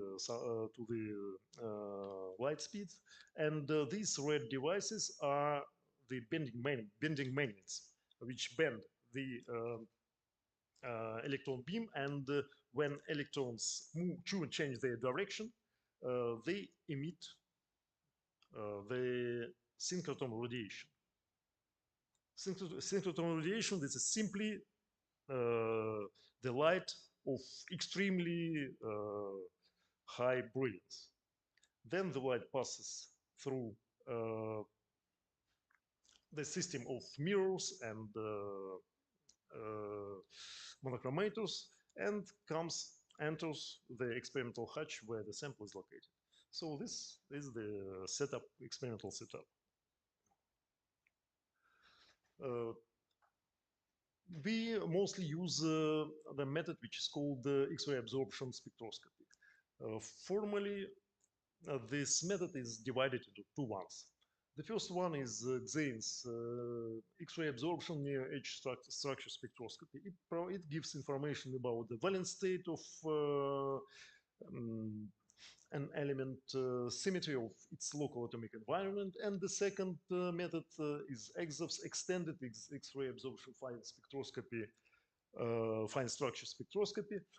It gives information about the type of the neighboring atoms, interatomic distances, and thermal vibration of atoms. So in general, this method X-ray absorption spectroscopy characterizes the charge state of an atom and its local atomic environment. And for quantum chemical calculations, we mostly use the DFT, density functional theory method, which is combined with experiments at which experimental data which were obtained at synchrotron. So I will start with gold in pyrite. It's in Russian, but it's simple. It's easy to understand what happens here. So this is plot in coordinates concentration of gold in weight percent as a function of arsenic concentration. So these points present data obtained from samples of different gold deposits. This curve has two regions. The first region is low arsenic pyrite, up to about 1%, where there is no correlation between the concentration of this element, and the second region is high arsenic pyrite, where the strong direct correlation between gold and arsenic exists. So I will show you first what happens here at low concentrations of arsenic. So this is the experimental setup in the at the synchrotron inside the experimental hatch, where the sample is located. So when the synchrotron radiation interacts with the sample, the fluorescence is produced. It can be registered, for example, by detector 2, which is directly located near the sample. In this case, we register the total fluorescence yield. So we have all the fluorescence that was produced during the sample radiation. This method can be used, for example, to study arsenic in pyrite, to study PGEs, but in the case of auriferous gold-bearing arsenium pyrite, this method doesn't work because the absorption edges, the energy of the absorption edges of gold and arsenic are located very close to each other, and the concentration of arsenic is much higher. This is the main admixture in pyrite, and the concentration of gold is low, and that's why the signal from gold is completely masked by arsenic. So we have, if you use this detector, we have green curve in this coordinates. We have green spectrum, and this is not the spectrum of gold, this is the spectrum of arsenic. So in this case, we have to use the high resolution mode, high energy resolution fluorescence detection method, so-called. In this case, between the sample and detector are placed crystal analyzers, which are tuned to the L-alpha line of gold. And in this case, we have right curve in this figure, and this spectrum contains only traces of arsenic, and the spectra is of high quality, and we can work with it and extract useful information. This figure shows the Fourier transform of X-Zap's spectra. It's very easy to understand what happens. So each peak in the spectra corresponds to a definite group of atoms which is located near gold. In the first coordination sphere of gold, we see 6 atoms of sulfur, then again sulfur, then atoms of iron, and so on. So this atomic structure corresponds to the structure of pyrite, where gold replaces iron and substitutes for iron in the cationic sublattice. So in this case, the solid solution, gold-bearing solid solution is formed. Gold is a large atom. It has very large ionic radius, whereas iron is small, and that's why when gold substitutes for iron, the first coordination sphere of a cation expands. You see, this is very strong expansion. Then the second sphere also expands, but slowly, and the second sphere corresponds to the pure pyrite. So these changes in coordination, in the size of the coordination polyhedra, decreases with increase the distance from gold.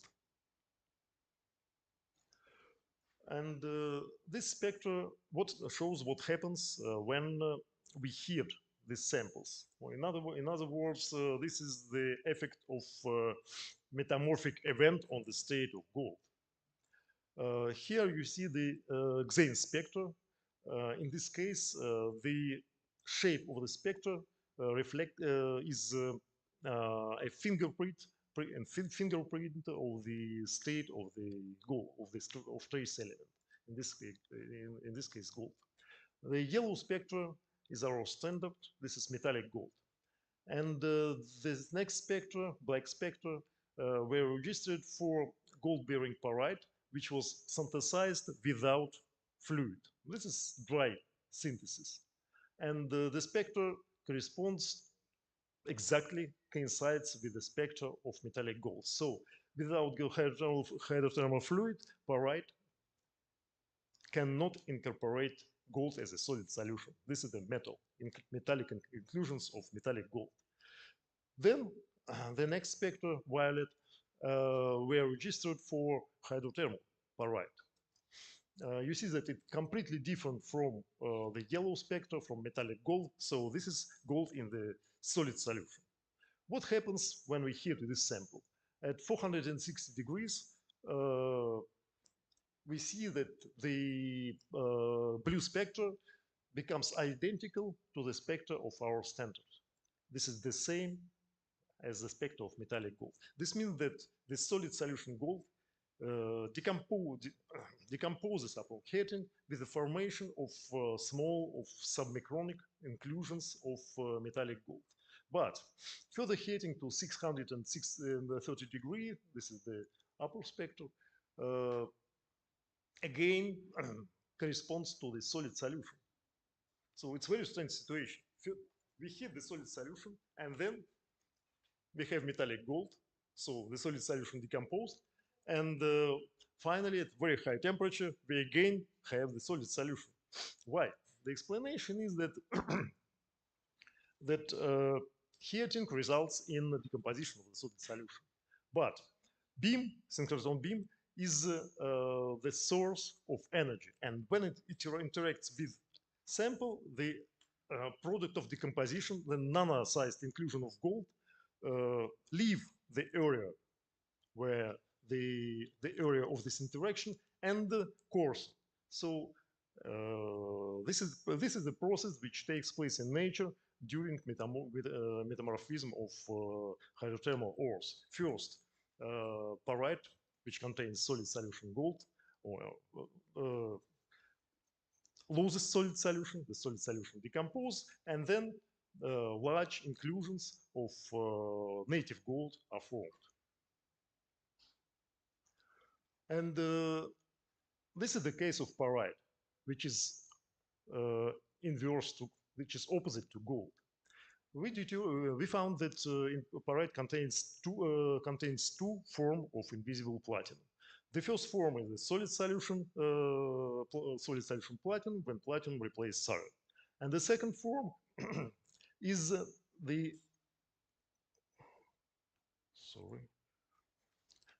nano-sized inclusions of platinum sulfide (PTS2). You see that the size of this inclusion is about 2 nanometers. The question is, were these inclusions formed initially at high temperature during the processes where the ore was formed, which result in formation of the ore, or they are just the quench products, because this picture was taken at ambient temperature. To answer this question, we took this sample, which contains high concentration of clusters plus invisible gold, and heated it to 650 degrees. Initially at 25 degrees, the samples contained solid solution platinum. Here there are about something about 6 atoms of sulfur near platinum, and in the second coordination sphere of platinum, we see iron, which comes from the structure of pyrite, and platinum, which comes from the PTS2 nano-sized inclusions. But heating to 650 degrees result in decomposition of the nano-sized inclusion, and we see increase of the number of iron atoms around which are located around the platinum, and decrease of the number of platinum atoms. So the number of iron atoms increases and the number of platinum atoms decreases, because the nano-sized inclusions of PTS2 dissolve in the structure of pyrite and with the formation of the solid solution platinum. So the situation is opposite to that which we see for gold in pyrite. Gold, solid solution gold decomposes upon heating, but in platinum we see that the nano-sized inclusions, we see decomposition of the nano-sized inclusions and increase of the concentration of the solid solution platinum. In pyrrhotite, I will not enter to the details, just show you the results. So, what happens with the solid solution of platinum in pyrite and pyrrhotite?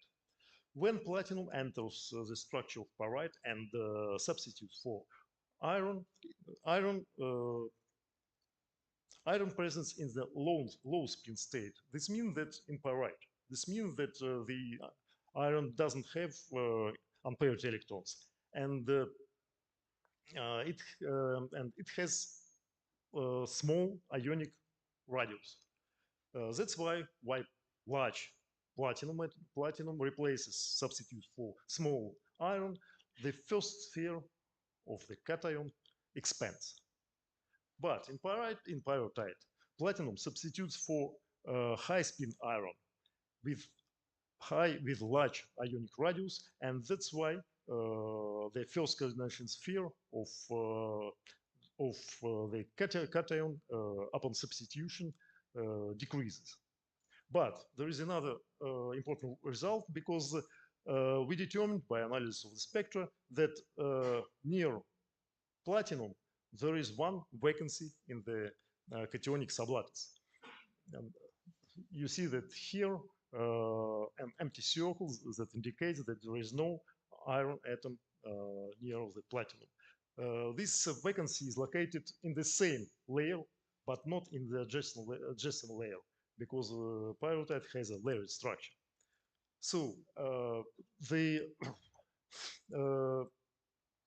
because of this presence of this vacancy, we have increase of the concentration of platinum in pyrrhotite with increase of sulfur fugacity, because the higher is the sulfur fugacity in the system, the larger is the number of the vacancies.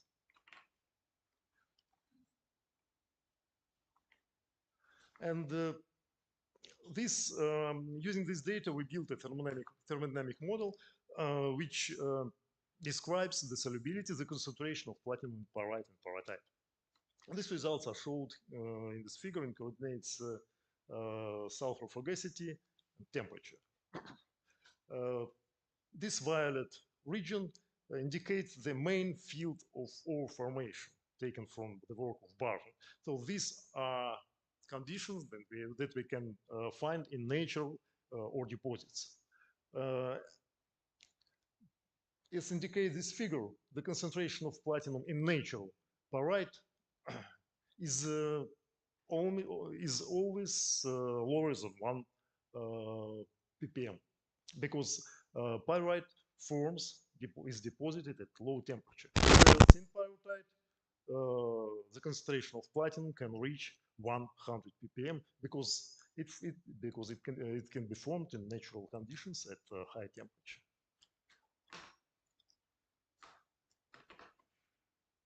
And finally, in 2 words about the state of palladium in pentlandite. It's not our results. These results come from the work of Olga Filimonova. He is now in Grenoble at the SRF, and they were recently presented at the conference. I just copied them from the conference site. I think she studied 2 samples from of pentlandite from Norilsk and Lac des Îles deposits. I think that maybe the sample from Norilsk comes from Marino or from Valeria. I don't know. So they're just results from the site of the conference. So pentlandite contains 2 polyhedra of cation, tetrahedral and octahedral. So these are cationic positions. And the Xane's EXAF spectral treatment demonstrated that platinum occupies the octahedral sides of the pentlandite structure and ignore the tetrahedral ones. Nickel in pentlandite occupies both tetrahedral and octahedral sides. And therefore, she inferred that in pentlandite, there is a competition between palladium and nickel for the large octahedral sides of the structure of pentlandite. I hope that these results were recently published as a paper. I omit this part of the presentation because the time is out. And just show you the perspectives. So what's the problem which has to be solved? Most natural minerals they are not homogeneous in terms of the distribution of trace elements. They are zonal. And the problem is that the forms of occurrence of trace elements in different zones is also different. And that's why when we register a spectra of the bulk sample, we can get incorrect or even misleading information, and we know the cases. So, for example, here, this is gold-bearing Arsenian pyrite. Here, we see high concentrations of gold and arsenic, and at the rims, the concentration of gold and arsenic are much lower, and the forms of occurrence of gold and arsenic also are different. They are not the same. And another example is pyrite, which contains zones of sectors of selenium and sectors of platinum. So, and to solve this problem, we need, of course, the best way is to use the X-ray absorption spectroscopy, but with micron-sized beam. And it's always better to use to register the spectra in Hertz mode, in high energy resolution mode. And this data it's better to combine this data with results of advanced transmission electron microscopy methods, because by this way we obtain complete information of the state of the system in general. And all these experimental methods should be also combined with theoretical calculations, but these calculations are mostly straightforward. And these 3 points can give us important and important information on the state of trace elements in sulfides or any other minerals also can be studied by using these methods. Thank you for your attention.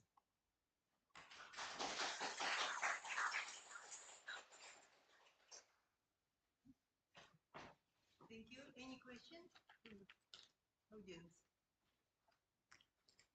I'm interested where you can get this equipment.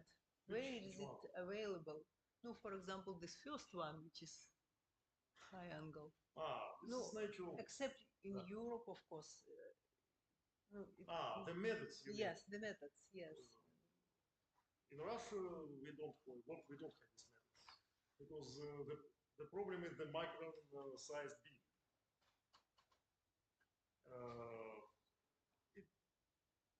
I think that it's available in Grenoble and maybe in Germany as well. Maybe in China, but it's very difficult to find what happens in China's synchrotron. I would like to, it would be very interesting to know what is it possible to perform this kind of experiments. Do you know? Because in Russia we stopped. Now we stay before we. Could you comment on that? Do you know anything about the Chinese synchrotron facility? Where is it? Could be.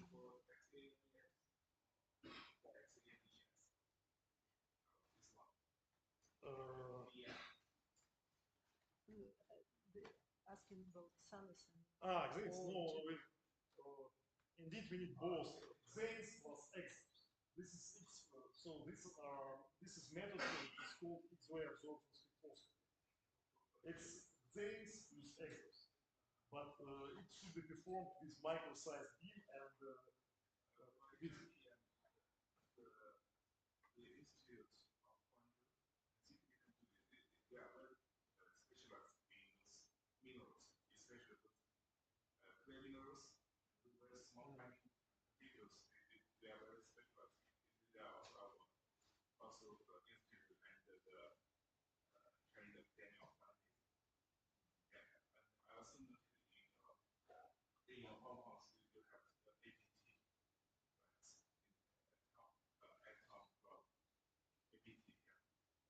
это probe tomography, yeah, but I have swear it's excellent method.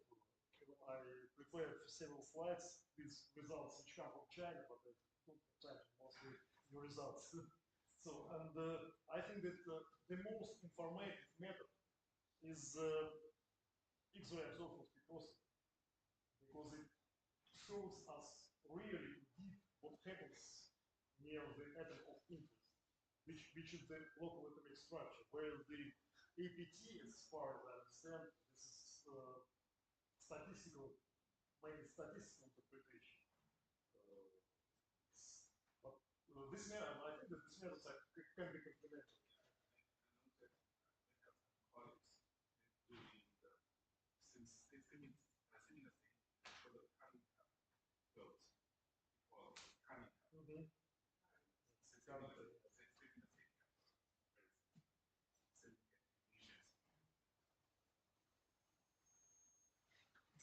Thank you.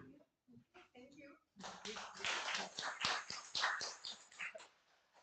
And the last talk is on porphyry deposit, and it will be done by Olga Platinskaya, who is a specialist on porphyry and epithermal deposit, and particularly on the transition between these two types and recognition of low sulfidation, high sulfidation types within these classes, and also on mineral indicators of to recognize the environment of this type of deposit formation of this type of deposit. Okay, thank you for the introduction. Indeed, in our lab, we study porphyry systems as a whole in most details. We study formation conditions, trace element geochemistry of major minerals, and indicative trace elements. But in present talk, I'll just give the brief overview of metallurgy of the Urals with a focus on porphyry deposits. And since this seminar is called Magmatic Processes in Ore Formation, I'll focus on magmatic evolution and sources of magma and ore matter. And I'll give a very brief overview of Uralian structure and metallurgy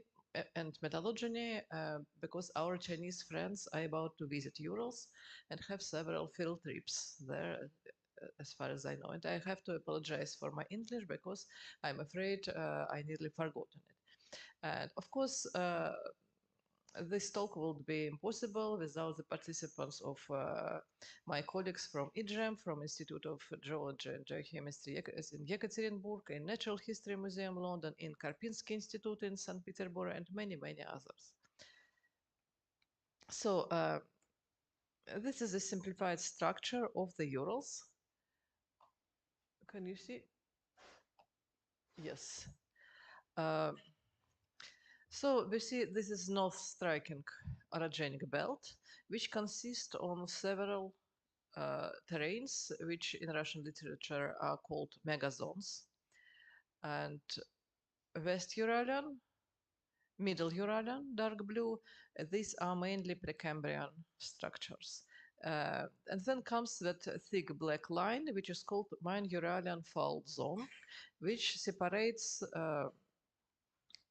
Precambrian and Paleozoic structures. And this yellow and orange structure is called Tagil-Magnitogorsk volcanic megazone. Then comes that pink one is East Uralian megazone. And that light green is Trans-Uralian megazone.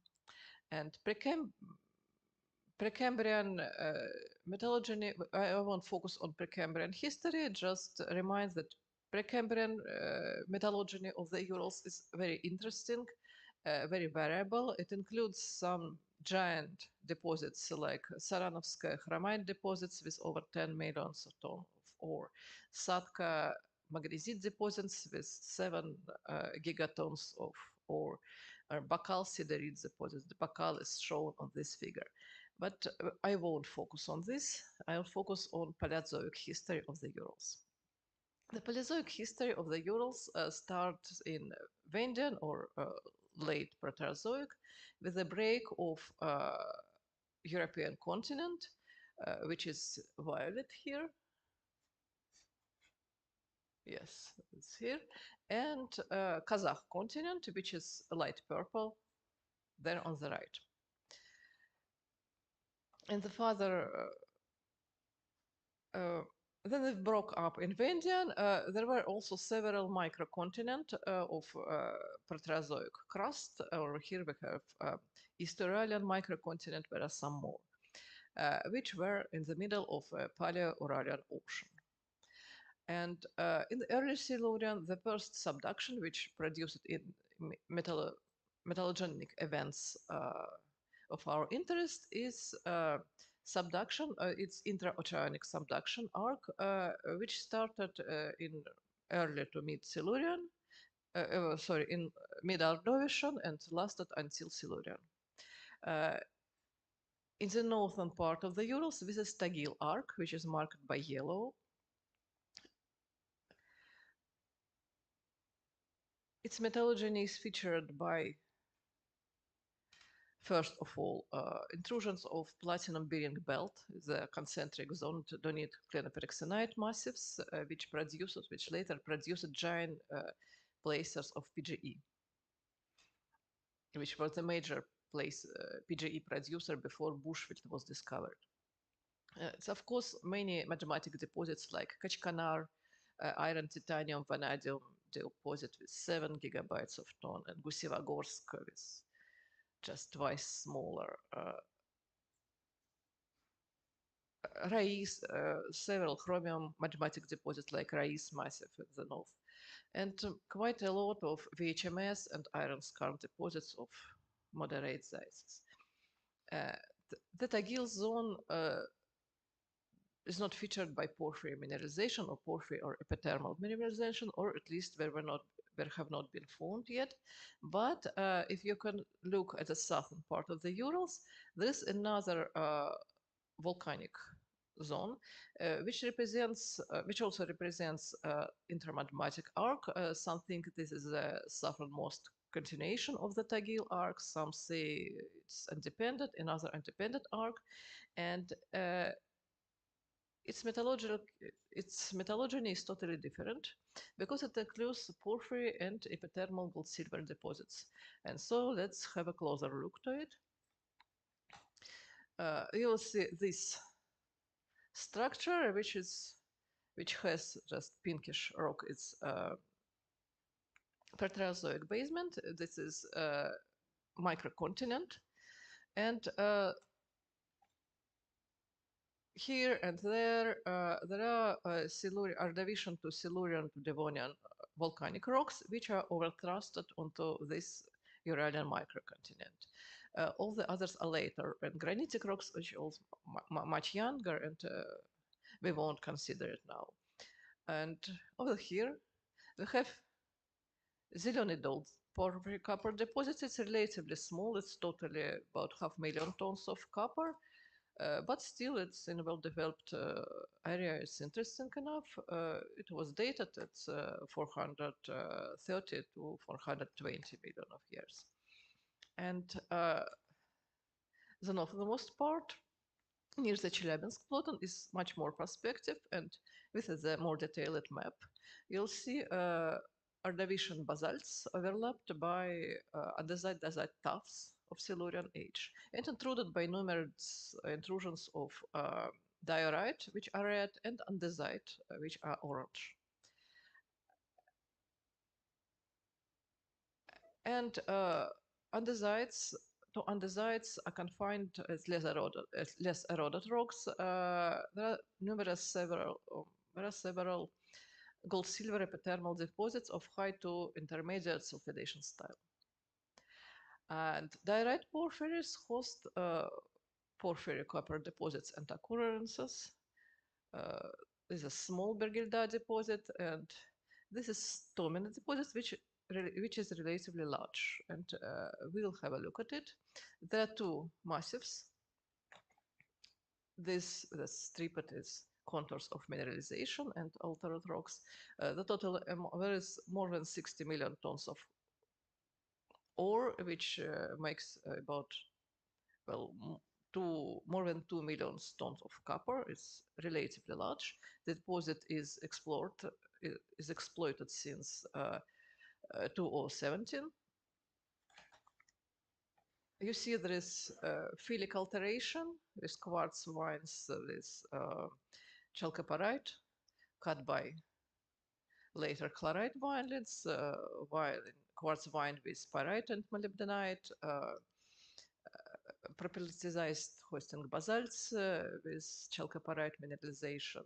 These are various types of intrusions, ceriate porphyry, quartz diorite porphyry, and again, phyllic alteration with molybdenite overlapped by pyrite chalcopyrite with chloride, native gold in chalcopyrite, which is quite typical for porphyry deposits. It was carefully, precisely dated by rhenium, osmium, and molybdenite, and by zircons in shrimps. It all gives about 430 million of years.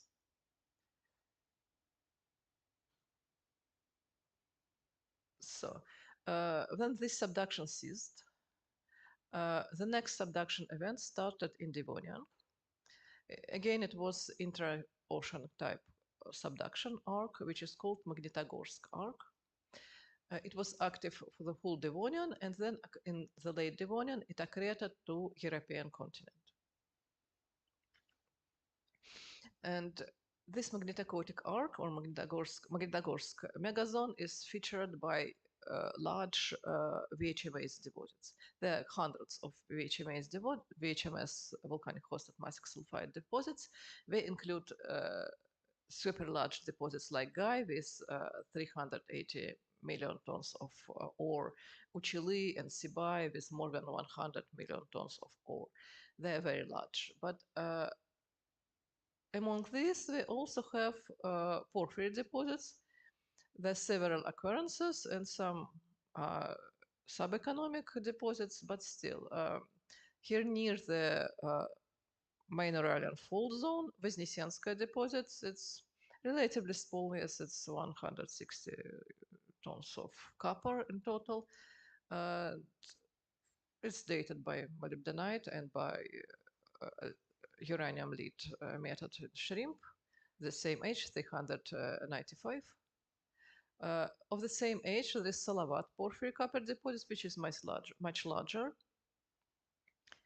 also near the minor island fault zone, and these deposits are thought to be linked to the same intrusive complex.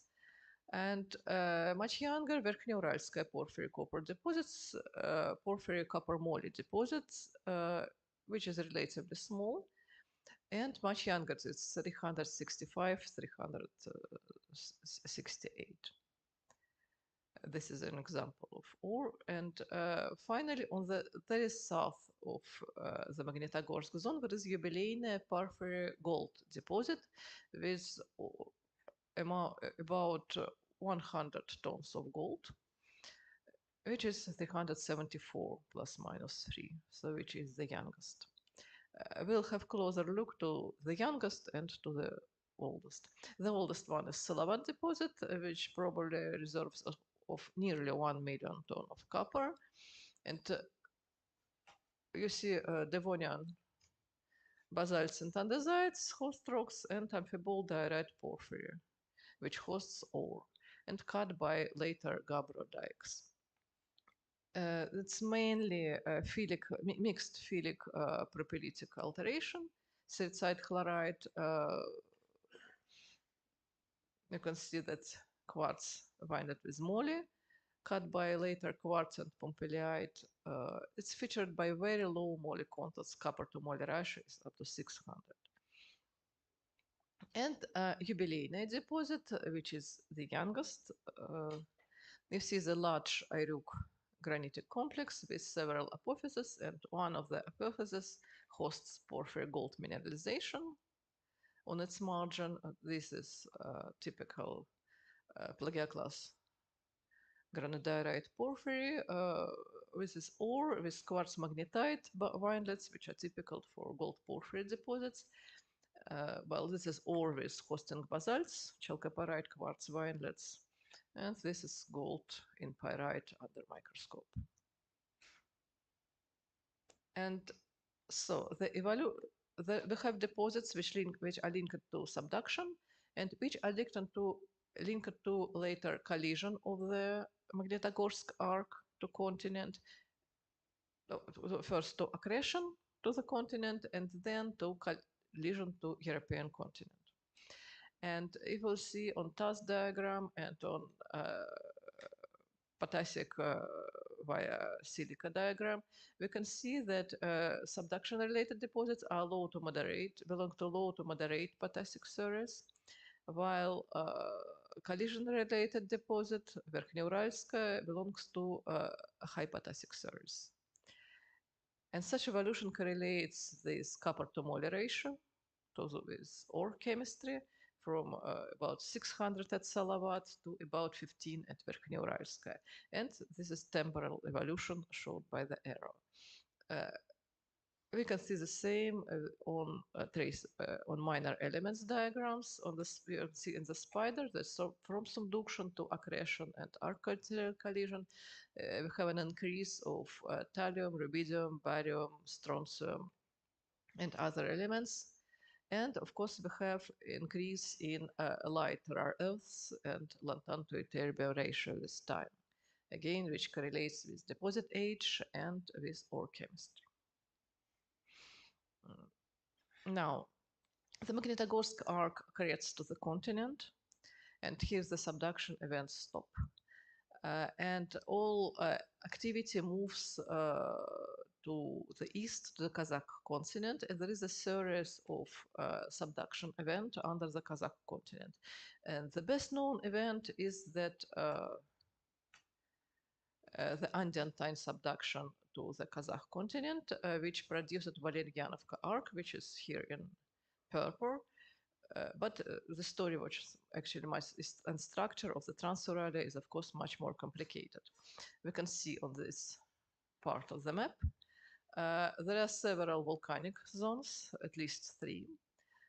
The best known is Valerianovka structure, as I said. It's featured by magnetite skarn deposits. It's black circles, which include super large skarn iron deposits like Kachar with 2 gigatons of ore with very high ores, and Sokolov and Sarbai with nearly 1 gigaton of gold with very, very high iron contents. They're all dated as 340, 320 maybe, so it's early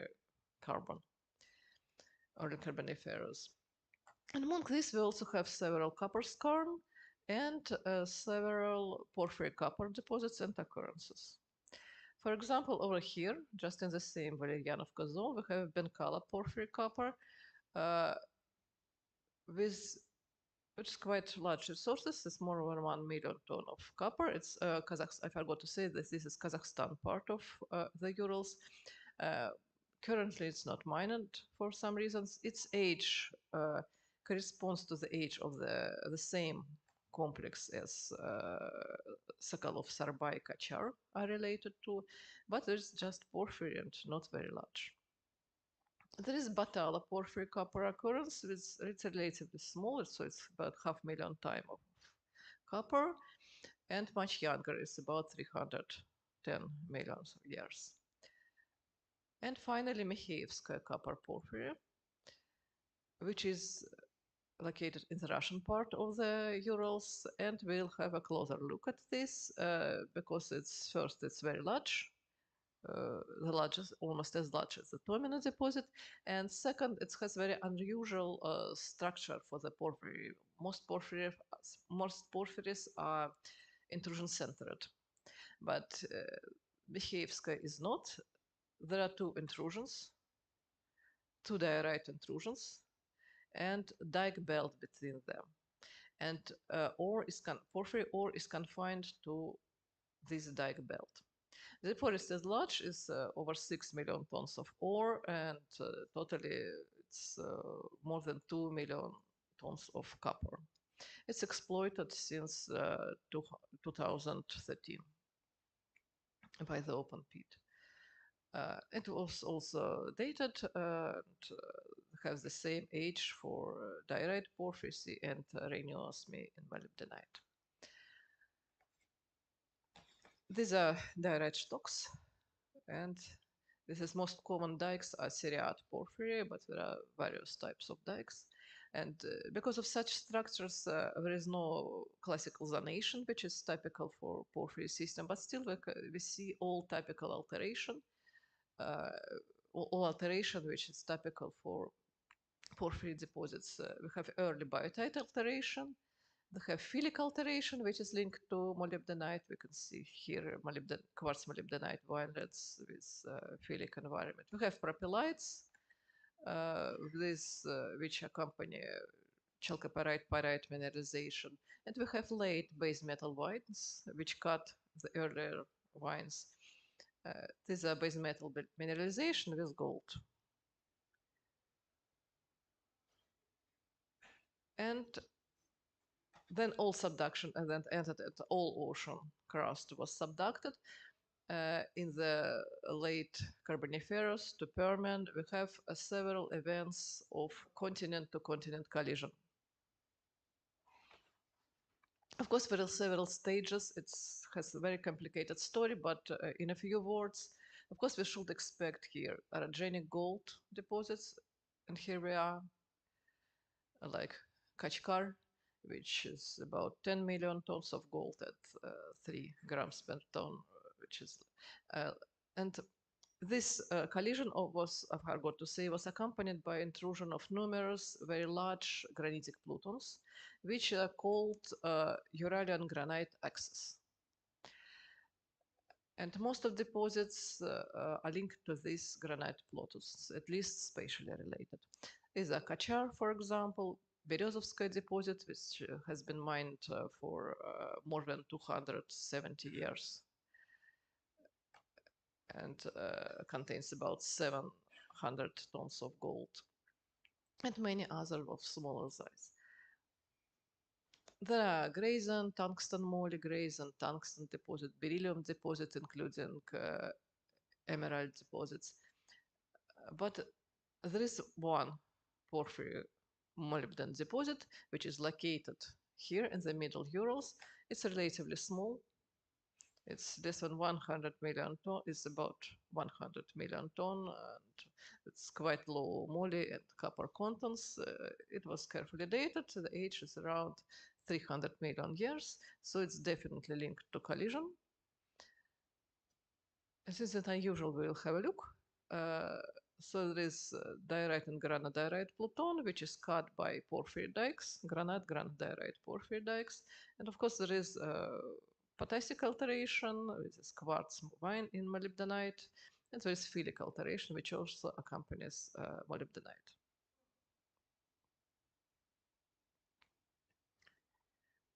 And the mathematical evolution of the rest of deposits is actually similar to that we could see within the Magnitogorsk zone. The earliest deposits, which are Mikheevskaya, linked to subduction,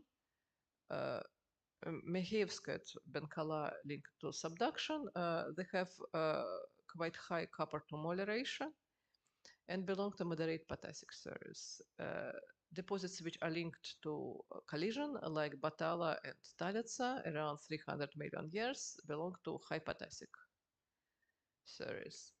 So this is thermal evolution, which again accompanies the change in our geochemistry. And again, the same in minor elements. Of course, we have increase in rubidium, barium, cesium, strontium, from subduction to continent-continent collision, and again increase in light earth elements and lanthanide-terbium ratio. And on the diagram of lanthan to samarium to terbium, they're better seen. There is a very nice chain from subduction-related and collision-related deposits, which is of course accompanied by crustal thickness and source enrichment. And what about source of ore? We'll start first from lead isotope data. We can see that all porphyry systems, we studied both ore minerals and where possibly magmatic minerals, plagioclases and potassic feldspar. On this diagram, they make a line which we interpret as crustal mantle mixing trend. Why? Because on this upper crust curve, there's one of the pluton which is linked to collisional event. It should have crustal sources, and indeed it fits onto upper crust curve. And here on the mantle evolution curve, there are intrusions of platinum-bearing belt, which are also thought to be of mantle origin. So we can be sure this is mixture of mantle and crustal reservoirs, and various deposits have various portions of crustal and mantle substance. We tried to calculate it. They took mantle sources of this composition close to that of Uralian platinum belt, and crustal sources with composition close to granitic intrusions of the Urals. We calculated it for 0.1 ppm of lead in the mantle sources and for 1 ppm of lead. In all cases, we can see that mantle sources dominates in all deposits. It just depends. It might be more than 90%, it might be more than 70%, but still dominates. There's only one exception, which is Jubileena deposit, which has crustal source of matter. It well correlates with the data of strontium neodymium isotopic composition of most deposits. You can see the published data of Anatoly Grabizhev. All deposits scatter along the mantle evolution line over here. And most have very high epsilon neodymium values, except of Jubileena, which fits to this quadrant, which is typical for crust. And if we plot epsilon neodymium versus percent of mantle lead, we can see that there is very good correlation for all copper deposits, copper and moly deposits. And Jubileena also confirms this but just there is no correlation because the structure is not linear. So isotopic system are in a good agreement to each other. And in a summary, our deposits are relatively small. Our Uralian porphyry deposits are relatively small being compared to the worldwide, but still they fit somewhere in the middle and they look good and by no means are prospective. And they're linked to subductional and to collision environment and confined to different structures. The ore chemistry evolves from copper via copper moly to moly and gold dominant. This increase of CO2, potassium 2, strontium, rubidium, lanthanum, terbium, and samarium neodymium ratios in hosting intrusions. And mantle source dominates in all porphyry systems with only one exception. And of course, porphyry type is promising as source of copper and strategic metals in the Urals. And thank you for your attention.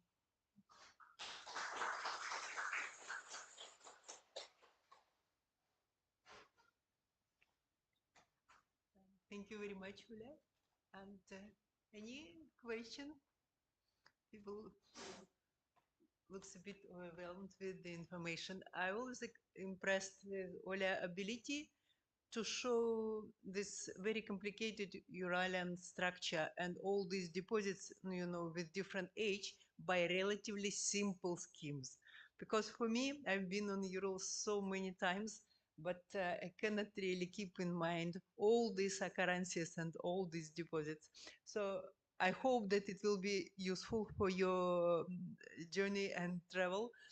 Obviously, you cannot remember everything, but at least you know that there is some regularity and it's not just a chaotic, arrangement of different terrains or zones or something like that.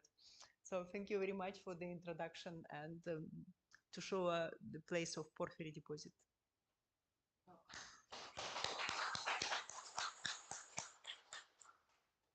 And it's lunchtime. We are doing very well with our schedule, and everybody is invited to come to the White Hall. Please don't hesitate and talk to each other. Maybe it's not so convenient to talk in the big hall, but in the white room, in the smaller room, much more, how to say, convenient. Yes. Thank you to everybody.